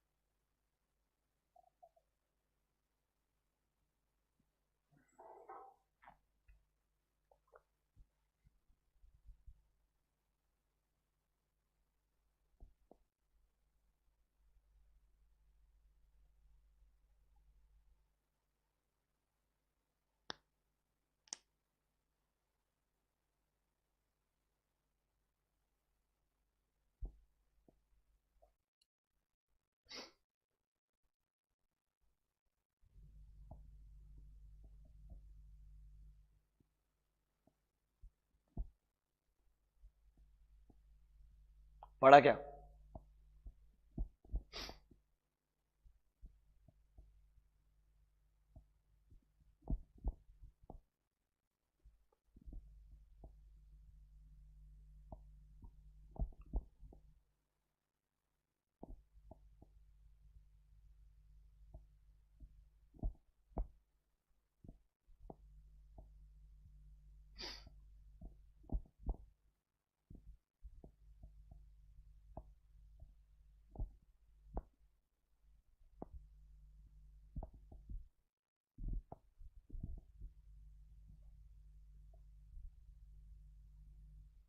Done.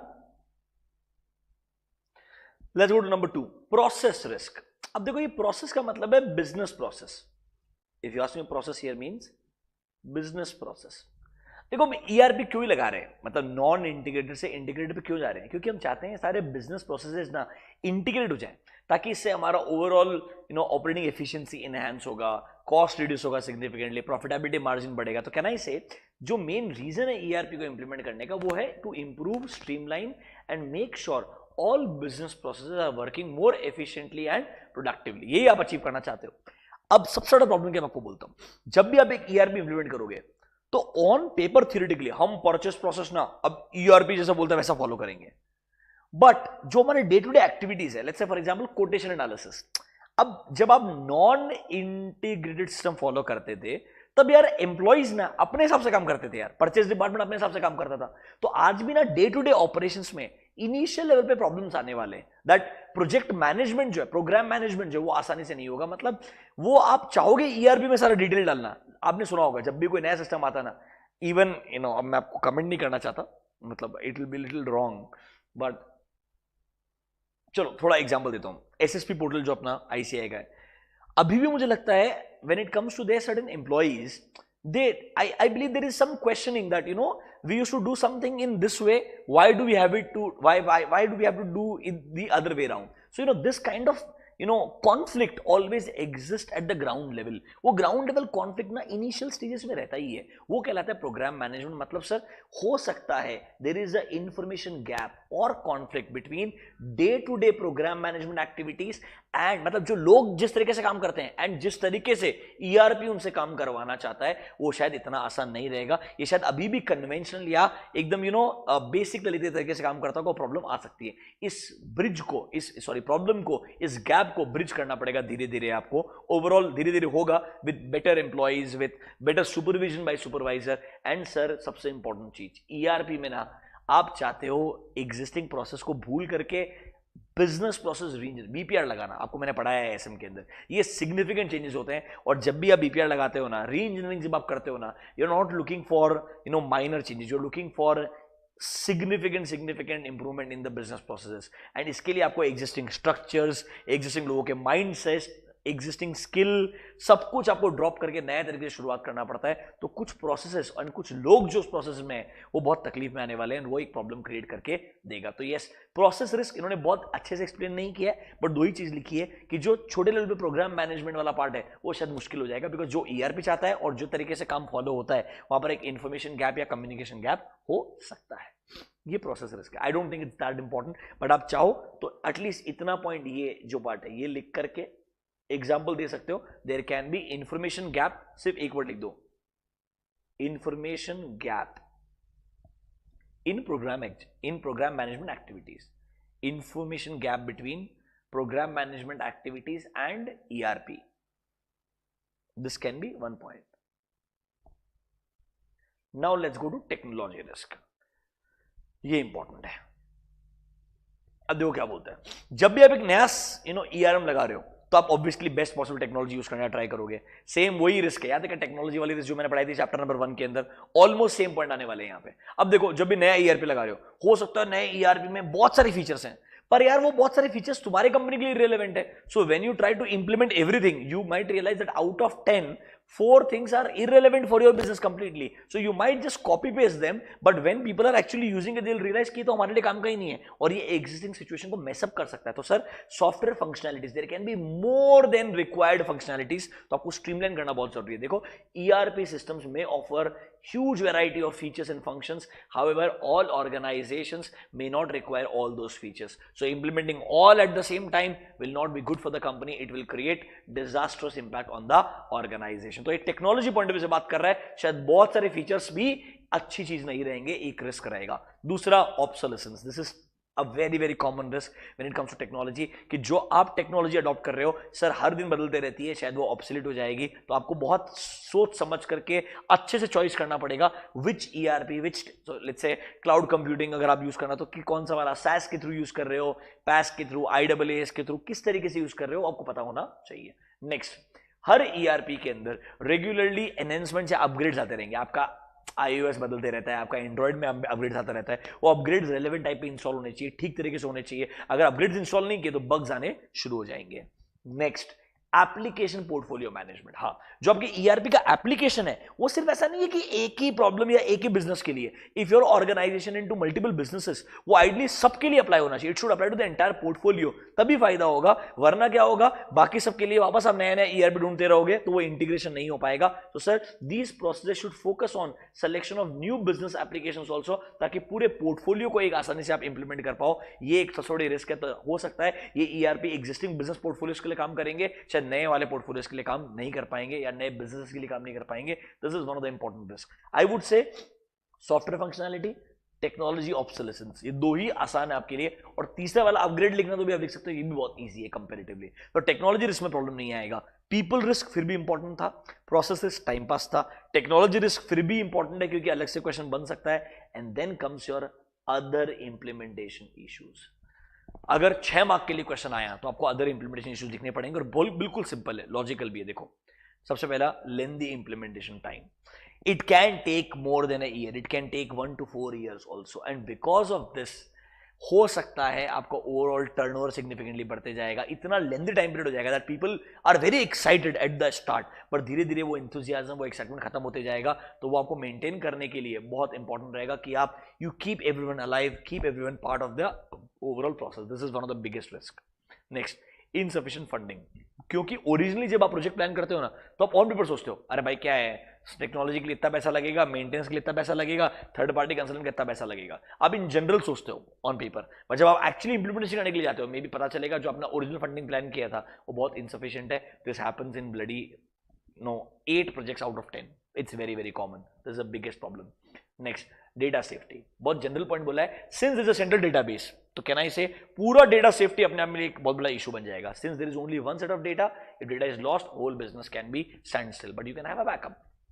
Next, speed of operation. क्योंकि सेंट्रल डेटाबेस है तो उसको लगता है एक पॉइंट के बाद में हमारा स्पीड जो है वो खराब होना शुरू हो जाएगा, but I would say there can be multiple supporting systems जो इस चीज को ठीक करके रखेगा।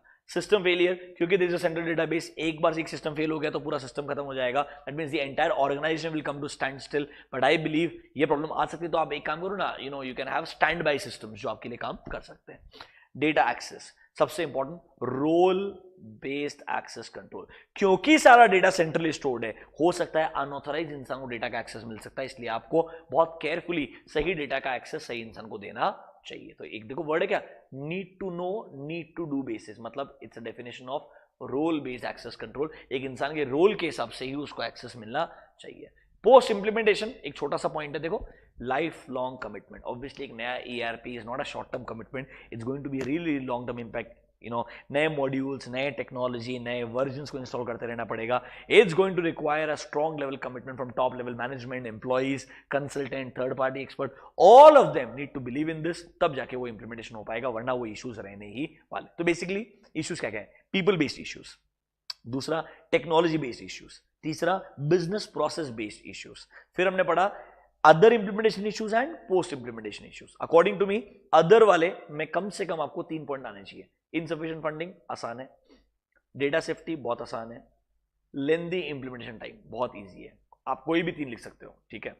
टेक्नोलॉजी वाले में पहले 3 लिख सकते हो इजीली, पीपल वाले में लास्ट की जो 4 है वो लिख सकते हो, मतलब training, staff turnover, top management and consultants. मतलब आसान है, अगर आप इसको एक बार लास्ट डे रीड करके चले जाओ। I believe it is a very important part of this chapter. जो एक अमेंडमेंट है ये नवंबर 19 तक एप्लीकेबल नहीं था, तो आप लोगों ने इसको बहुत केयरफुली देखना चाहिए, ये बहुत ज्यादा इंपॉर्टेंट है एग्जाम के पॉइंट ऑफ व्यू से। अभी गुड, मार्क कर लो इसको, इंपॉर्टेंट, एक बार पूरा गो थ्रू कर लो और मुझे बताओ are you comfortable with this कि ईआरपी इंप्लीमेंटेशन में क्या क्या इश्यूज आप फेस कर सकते हो। Quickly spend 5 minutes.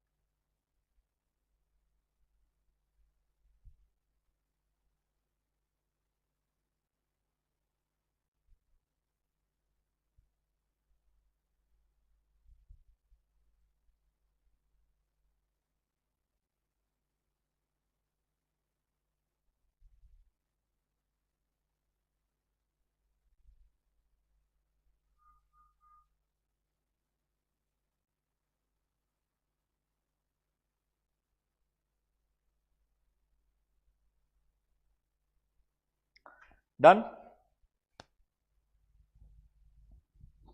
आगे बढ़े, चलो come to page number 102, role based access control. 2 mark के लिए क्वेश्चन पूछा जा चुका है ऑलरेडी, वापस भी आ सकता है। रोल बेस्ड एक्सेस कंट्रोल का मतलब क्या है? एक एम्प्लॉय के उस ऑर्गेनाइजेशन में डेजिग्नेशन या उसके रोल के हिसाब से उसको एक्सेस मिलना चाहिए या प्रिविलेज मिलना चाहिए। मतलब उसे कितना पता होना चाहिए, उसे एग्जैक्टली क्या करने के लिए किस चीज का एक्सेस। मतलब फॉर एग्जांपल एंट्री करने वाले बंदे को तो सिर्फ मे भी शायद क्रिएट करने का ऑप्शन दो, उसको ऑल्टर करने का एग्जिस्टिंग डेटा का ऑप्शन मत दो। सर नहीं, एक बंदे को सुपरवाइजर है, क्रिएट और ऑल्टर दोनों का ऑप्शन देना पड़ेगा। या एक दूसरा ऐसा डिपार्टमेंट है जिसको नया डेटा एंटर करना है, उसको सिर्फ मेरे को फॉर एग्जांपल सेल्स वाला बंदा है, वो इन्वेंट्री में चेंजेस नहीं ला सकता, बट वो इन्वेंट्री का कंडीशन चेक कर सकता है before making a commitment to the customer. तो सर उसको सिर्फ व्यू का ऑप्शन दे सकते हो आप। तो ये डिपेंड करता है कि आप एग्जैक्टली किस पर्टिकुलर डिपार्टमेंट में किस इंसान को उसके रोल के हिसाब से डिसाइड कर रहे हो उसको कितना एक्सेस मिलना चाहिए। This control is called as role based access control. देखो, it is an approach of restricting system access to only authorised user. Sir इसका मतलब है एक ऐसा पॉलिसी न्यूट्रल एक्सेस मैकेनिज्म जो सर एक एम्प्लॉय के रोल के हिसाब से उसको प्रिविलेजेस देगा। इनडायरेक्टली अगर आप चाहो तो 4 ऑप्शंस है, या तो सर आप सिर्फ उसको क्रिएट करने का ऑप्शन दो, या उसको सिर्फ ऑल्टर करने का ऑप्शन दो, या क्रिएट प्लस ऑल्टर दे दो, या सिर्फ व्यू ऑप्शन दे दो। आपने सुना होगा रीड ओनली व्यू, मतलब आप सिर्फ रीड कर सकते हो, व्यू कर सकते हो, कुछ चेंजेस नहीं कर सकते हो उसके अंदर आइडियली। समझ रहे हो मेरा बात? या सर उसको से प्रिंट कर सकते हो, मतलब आउटपुट को से प्रिंट आउट निकाल सकते हो, दैट्स इट। तो this is the different types of axes what you can give. तो सर ये एक एग्जांपल दिया है अलग अलग कंपनी में, अलग अलग डिपार्टमेंट में, अलग अलग लोगों के पास में किस किस चीज का एक्सेस कैसे दिया जाता है। आरबीएसी एक 2 मार्क के लिए अच्छा कॉन्सेप्ट है, आप सबको मालूम रहेगा। Come to the audit of ERP, important है एंड इस पे क्वेश्चन आ भी चुका है, ऐसा नहीं बोलूंगा मैं कभी क्वेश्चन नहीं पूछा गया है। तो सर मुझे एक बात बताओ, अब जब एक कंपनी नॉन इंटीग्रेटेड सिस्टम के थ्रू अकाउंटिंग करता था तब आप ऑडिटिंग कर रहे थे। अब वो सेम कंपनी ईआरपी है, let's say integrated system follow करता है, तब भी आप ऑडिटिंग करने वाले हो।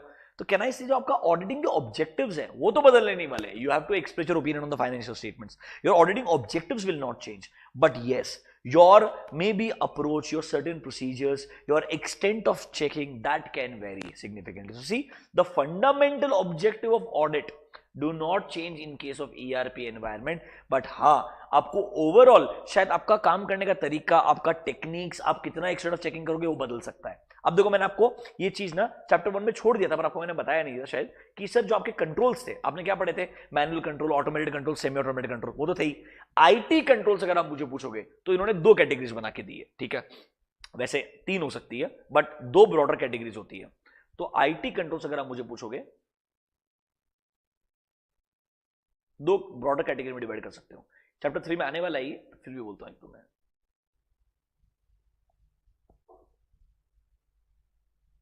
एक कहलाता है एप्लीकेशन कंट्रोल, समझ रहे हो मेरा बात? और एक आप दूसरा वर्ड है, इसके मल्टीपल वर्ड्स हैं, मतलब अगर आप चाहो तो एक वर्ड है जनरल कंट्रोल, या आईटीजीसी भी बोलते हैं इसको, इंफॉर्मेशन टेक्नोलॉजी जनरल कंट्रोल बोल दो तो you can use the word general control, और इंफॉर्मेशन टेक्नोलॉजी जनरल कंट्रोल बोल दो, या इंफ्रास्ट्रक्चर कंट्रोल बोल दो। अलग अलग वर्ड्स हैं, दोनों का मतलब क्या बोलता हूं आपको मैं। आईटीजीसी का मतलब है जब आप एक कंपनी के अंदर, लेट्स से आज तक नॉन इंटीग्रेटेड सिस्टम था, अब आप ईआरपी का सिस्टम इंप्लीमेंट कर रहे हो, तब आप जब सबसे पहले आईटी का पूरा इंफ्रास्ट्रक्चर क्रिएट कर रहे हो ना, वो कंट्रोल्स कहलाएंगे मेरे आईटीजीसी कंट्रोल्स। मतलब चॉइस ऑफ क्या सॉफ्टवेयर आप यूज करने वाले हो, कौन सा ईआरपी यूज करने वाले हो, किससे वो ईआरपी एक्वायर करने वाले हो, कैसे उसको इंप्लीमेंट करने वाले हो, उस ईआरपी में क्या क्या फंक्शनैलिटीज आने वाले हैं, मतलब कैसे रोल बेस्ड एक्सेस कंट्रोल्स लाए जाएंगे। ये सारे जो कंट्रोल्स है वो सब आते हैं मेरे इंफॉर्मेशन टेक्नोलॉजी जनरल कंट्रोल में। कहना इसे ये ब्रॉडर लेवल के कंट्रोल हो गए। This ITGC will include my configuration basically, if you ask me, configuration and up to some extent masters also. ये जो एप्लीकेशन कंट्रोल्स है वो ट्रांजैक्शंस के लिए होता है। तो अगर आप मुझे पूछोगे कॉन्फ़िगरेशन, मास्टर, ट्रांजैक्शन, तो जो कॉन्फ़िगरेशन और मास्टर वाला पार्ट है ना, वो कहीं ना कहीं आईटीजीसी में आता है, मेरे इंफॉर्मेशन टेक्नोलॉजी जनरल कंट्रोल में आता है। वो ऐसे कंट्रोल्स है जो आईटी इंफ्रास्ट्रक्चर को बनाने के लिए होते हैं। मतलब कैसे आप एक इंफ्रास्ट्रक्चर का डिजाइनिंग करोगे, कॉन्फ़िगरेशन करोगे, कौन सा सिस्टम अक्वायर करोगे, कैसे उसको इंप्लीमेंट करोगे, कैसे उसको इंप्रूव करोगे, ये सारे एक्टिविटीज जो है आपके जनरल कंट्रोल्स में आती है। तो पहले आपको वही चेक करना पड़ेगा दैट फॉर एग्जांपल इस कंपनी के अंदर नया ईआरपी इंप्लीमेंट करने का ओवरऑल प्रोसेस क्या था, who had the power to make the decisions, किसने डिसीजन लिया कि नया ईआरपी इंप्लीमेंट करने का है, किससे एक्वायर किया ये डिसीजन किसने लिया, कैसे इंप्लीमेंट किया गया।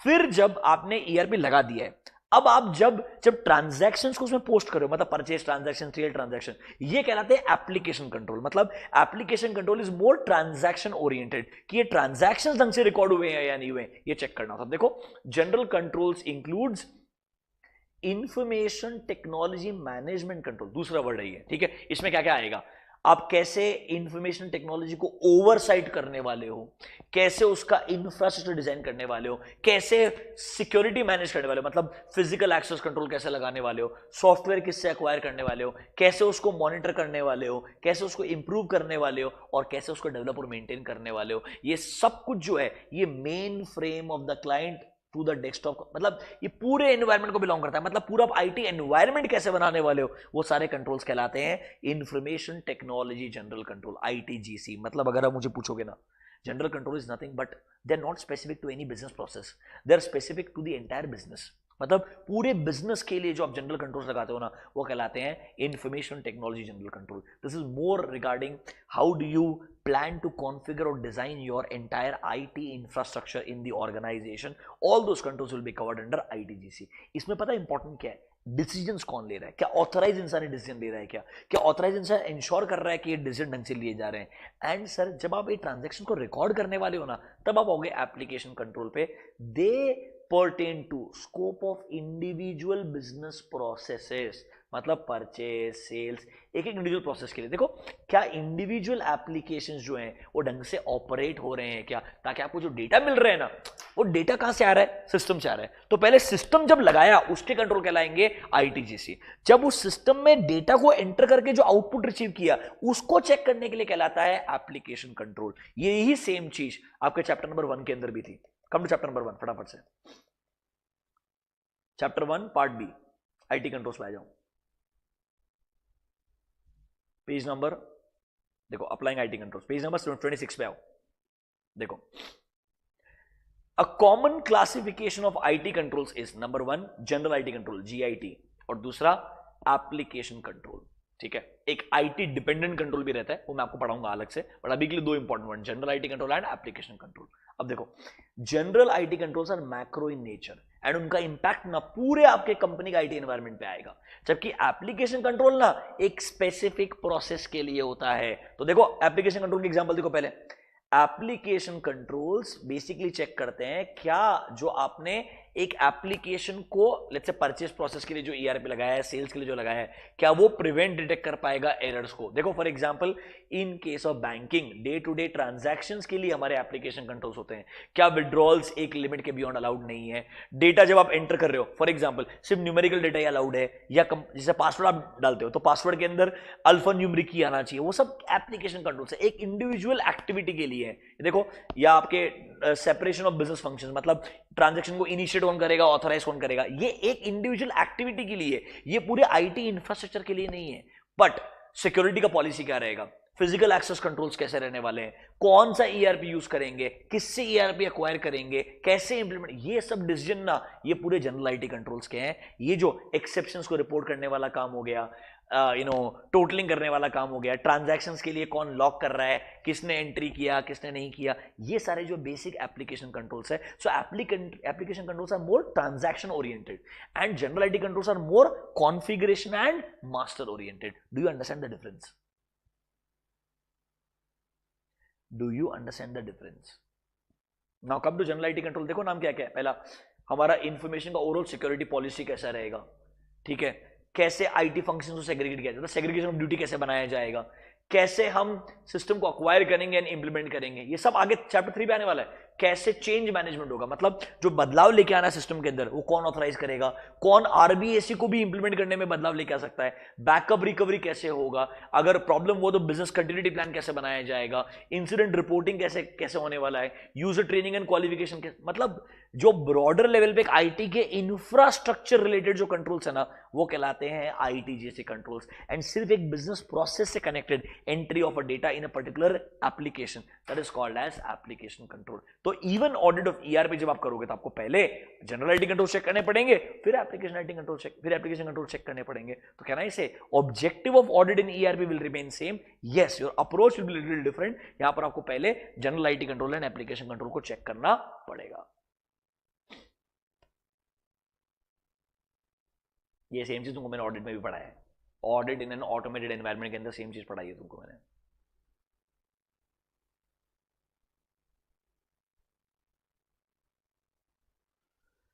हाँ चलो आ जाओ. ये क्वेश्चन भी पूछा उन्होंने अलग से, मार्क कर लो, इंपॉर्टेंट है. As a auditor in case of ERP environment क्या क्या क्वेश्चंस आप पूछने वाले हो कि भाई जब आप ईआरपी का ऑडिट कर रहे हो तो ईआरपी की इंप्लीमेंटेशन एंड डेवलपमेंट रिलेटेड क्या क्या क्वेश्चन आप पूछने वाले हो. जनरल से क्वेश्चन है. देखो, क्या आपने जो ईआरपी सिस्टम लगाया है is that in compliance with applicable gap. पता तो होना चाहिए ना कि वो एज पर इंड एस और अकाउंटिंग स्टैंडर्ड से बनाया कि नहीं बनाया. फिर दूसरा क्वेश्चन, देखो इंपॉर्टेंट क्वेश्चन मार्क करता हूं, बेसिक पहला वाला मार्क कर लो, ठीक है. नंबर 2, जितने भी एप्लीकेबल लॉज एंड रेगुलेशंस उनको कंप्लाई करते हुए ईआरपी बनाया कि हमने, does it meets the needs for reporting with the regulatory and organizational. फिर एक चीज को मार्क करो, क्या यूजर को प्रिविलेजेस रोल बेस के हिसाब से दिया गया है क्या. फिर एक चीज को मार्क करो, आर यूजर्स प्रॉपर्ली ट्रेन्ड जो इस चीज ईआरपी को यूज करने वाले हैं. अगर लोअर लेवल पे प्रॉब्लम आ रही है उसको एस्केलेट करने का कोई प्रोसेस है क्या, is there a problem escalation process जिससे लोअर लेवल की प्रॉब्लम टॉप लेवल तक जा सकते हैं आसानी से. फिर सर ईआरपी के अंदर मतलब कैसे इंश्योर किया जा रहा है दैट आपका confidentiality and integrity regarding information meet किया जाए. जनरल क्वेश्चन है, जैसे आप बेसिक क्वेश्चनिंग मैनुअल सिस्टम के लिए करते हो वैसे ईआरपी के लिए पूछोगे कि भाई ये सिस्टम ढंग से काम कर रहा है नहीं कर रहा है. मतलब किसको एक्सेस दिया जा रहा है, प्रोसेसिंग ढंग से आ रहा है कि नहीं आ रहा है, रेलेवेंट गैप फॉलो हो रहा है कि नहीं हो रहा है, लॉज एंड रेगुलेशन कंप्लाई हो रहे हैं कि नहीं हो रहे हैं, जो लोग यूज कर रहे हैं क्या वो ट्रेंड यूजर्स है क्या, क्या बाईपास करने का ऑप्शन है क्या ऑटोमेटेड कंट्रोल को भी बाईपास किया जा सकता है. ये सब क्वेश्चंस आपको पूछने पड़ेंगे ताकि आपको समझ में आएगा कि उनका ईआरपी ढंग से काम करता है या नहीं करता है. These are general questions what you will ask in case of a ERP environment. Now come down to the auditing aspects. छोटा सा पार्ट है, देखो पहला चीज बोलता है auditing of data. If you ask मी, पहला चीज फिजिकल सेफ्टी ऑफ डेटा, मतलब फिजिकल एक्सेस कंट्रोल्स एग्जिस्ट करते हैं क्या, कि मतलब डेटा को फिजिकली कौन एक्सेस कर सकता है. एंड दूसरा लॉजिकल एक्सेस कंट्रोल, याद है क्या, मतलब सिस्टम के थ्रू कौन एक्सेस, मतलब एक ऑथराइज यूजर्स को ही अलाउ करना चाहिए. तो देखो, ensuring physical control over data and ensuring system के अंदर need to know and need to do, मतलब role based access controls exist करते हैं या नहीं करते, या आपको ऑडिट करना पड़ेगा. तो कहना है nothing but my physical access control and logical access control, जो आपको थर्ड चैप्टर में मैंने पढ़ाए हैं, सेम कंट्रोल से. फिर देखो, जब आप प्रोसेस को ऑडिट कर रहे हो तो एक होता है द एंटायर फंक्शनल ऑडिट, मतलब पूरे प्रोसेस को ऑडिट कर लेना, मतलब ओवरऑल पेरोल प्रोसेस ढंग से काम करता है कि नहीं करता, ओवरऑल परचेस प्रोसेस ढंग से काम नहीं करता है कि नहीं. तो this is basically testing of the entire process और important features in the system, मतलब पूरा प्रोसेस चेक किया जाएगा, purchase process, sales process, payroll process. जब आप इनपुट वैलिडेशन का बात कर रहे हो ना, इनपुट वैलिडेशन मतलब जो इनपुट किया जा रहा है उससे वैलिडेट करना. तो फॉर एग्जांपल सिस्टम के अंदर ये होना चाहिए, जब आप सेल्स का एंट्री पास कर रहे हो या लेट्स से सेल्स इनवॉइस जब आप बना रहे हो सिस्टम के अंदर, तो सेल्स इनवॉइस का जो डेट है वो बैक डेटेड नहीं होना चाहिए. जो सेल्स इनवॉइस नंबर है वो ऑटोमेटिकली आना चाहिए. You should not be able to change it easily. See, this stands for checking whether rules for input of data in the system वो ढंग से बनाया कि नहीं बनाया. Example, for cash sales counter से कोई भी अदर डेट का रिकॉर्डिंग नहीं हो सकता है, अमाउंट जीरो नहीं हो सकता है. मतलब इनपुट वैलिडेशन, मतलब जब सिस्टम के अंदर डेटा इनपुट किया जा रहा है तो हम पता क्या करते हैं, हम एक्चुअली कुछ डेटा इनपुट करके देखते हैं क्या ये सिस्टम के अंदर ऑटोमेटेड कंट्रोल है क्या, कि वो वैलिडेट कर रहा है. ये बेसिकली क्या है, एप्लीकेशन कंट्रोल है. And this is general IT control, कि पूरा प्रोसेस ढंग से काम करता है या नहीं करता इनडायरेक्टली. इतना सही ऑडिट के लिए पार्ट लिख के दिया है. I'll tell you honestly, it doesn't do justice. Audit का असली पार्ट आपको audit in an automated environment करके एक चैप्टर है ऑडिट के अंदर, उसके अंदर पढ़ाया था डिटेल में, जहां पर मैंने आपको कैट पढ़ाया था, कंप्यूटर असिस्टेड ऑडिट टेक्निक्स. अरे यस और no, exam point of view से क्या आना चाहिए आपको सर, अगर auditing aspects in an ERP system पूछा तो डेटा के रिलेटेड एंड प्रोसेस के रिलेटेड. डेटा रिलेटेड दो ही है, फिजिकल सेफ्टी, लॉजिकल सेफ्टी. मतलब फिजिकल सेफ्टी कंट्रोल मतलब फिजिकल एक्सेस कंट्रोल, दूसरा लॉजिकल एक्सेस कंट्रोल एग्जिस्ट करता है कि नहीं करता. ये मत लिखना फिजिकल एक्सेस कंट्रोल, ऐसा लिखना फिजिकल सेफ्टी एक्सेस कंट्रोल में लिखना need to know, need to do basis. फिर फंक्शनल ऑडिट में पूरे प्रोसेस का ही ऑडिट करना. इनपुट वैलिडेशन में इंडिविजुअल इनपुट को चेक करना क्या उसके लिए वैलिडेशन सिस्टम में एग्जिस्ट करता है या नहीं करता है. एंड ये जो क्वेश्चन है, क्या क्या क्वेश्चंस आप पूछोगे ईआरपी ऑडिट करते वक्त, ये भी एग्जाम में पूछा गया है अलग से. I honestly believe more than audit of ERP system from this exam point of view, your issues which a company faces in implementing ERP is more important, क्योंकि ये अमेंडमेंट है, यहां पर क्वेश्चन आज तक कभी पूछा नहीं गया है, सो ये ज्यादा इंपॉर्टेंट रहेगा मेरे हिसाब से. बाकी इस चैप्टर में, इस चैप्टर के पार्ट ए के अंदर, पार्ट ए खत्म हो चुका है बेटा, part A is over now. सबसे इंपॉर्टेंट पार्ट खत्म हो चुका है इस चैप्टर का, सिर्फ केस स्टडी दिया है लास्ट में, आपको पढ़ाया मैंने ऑलरेडी. तो ऑडिटिंग एस्पेक्ट से फोकस करना, अगर आप रिवीजन करना ही चाहते हो तो ऑडिटिंग एस्पेक्ट को फिर भी पढ़ना है एक बार. उसमें read about the questions to be asked and auditing of data and auditing of process, इसको जरूर पढ़ना एक बार. Then read about issues in ERP implementation, वो बहुत इंपॉर्टेंट है मेरे हिसाब से. फिर बाकी I would say advantage of ERP पढ़ सकते हो एक बार, वैसे पूछे जा चुका बट एक बार रीड कर सकते हो. बाकी ईआरपी क्या होता है आपको मालूम ही है, नॉन इंटीग्रेटेड वगैरह ठीक है, it's fine. Installed and cloud based application में डिफरेंस क्या होता है ये रीड कर सकते हो आप. फ्रंट एंड बैक एंड भी वैसे सिंपल सा एक बार पूछा जा चुका है ऑलरेडी. बाकी I don't think anything is that great from part A. So this marks the end of chapter 2 part A, which is the actually most interesting and difficult area from exam point of view. बचे हुए जो 3 part है B C D, वो बहुत simple है, इतना difficult नहीं है, उसको हम पढ़ के उड़ा देंगे. Are you comfortable with part A as of now?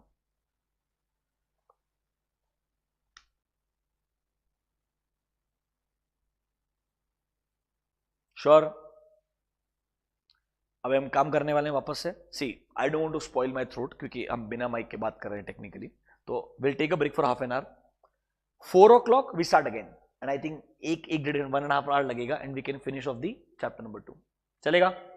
Raise your hands if you are with me. That will start at 4 o'clock and by 5:30 will finish off the remaining part of this chapter. At least दोनों chapter खत्म हो जाएंगे, 20 marks का खत्म हो जाएगा syllabus यार.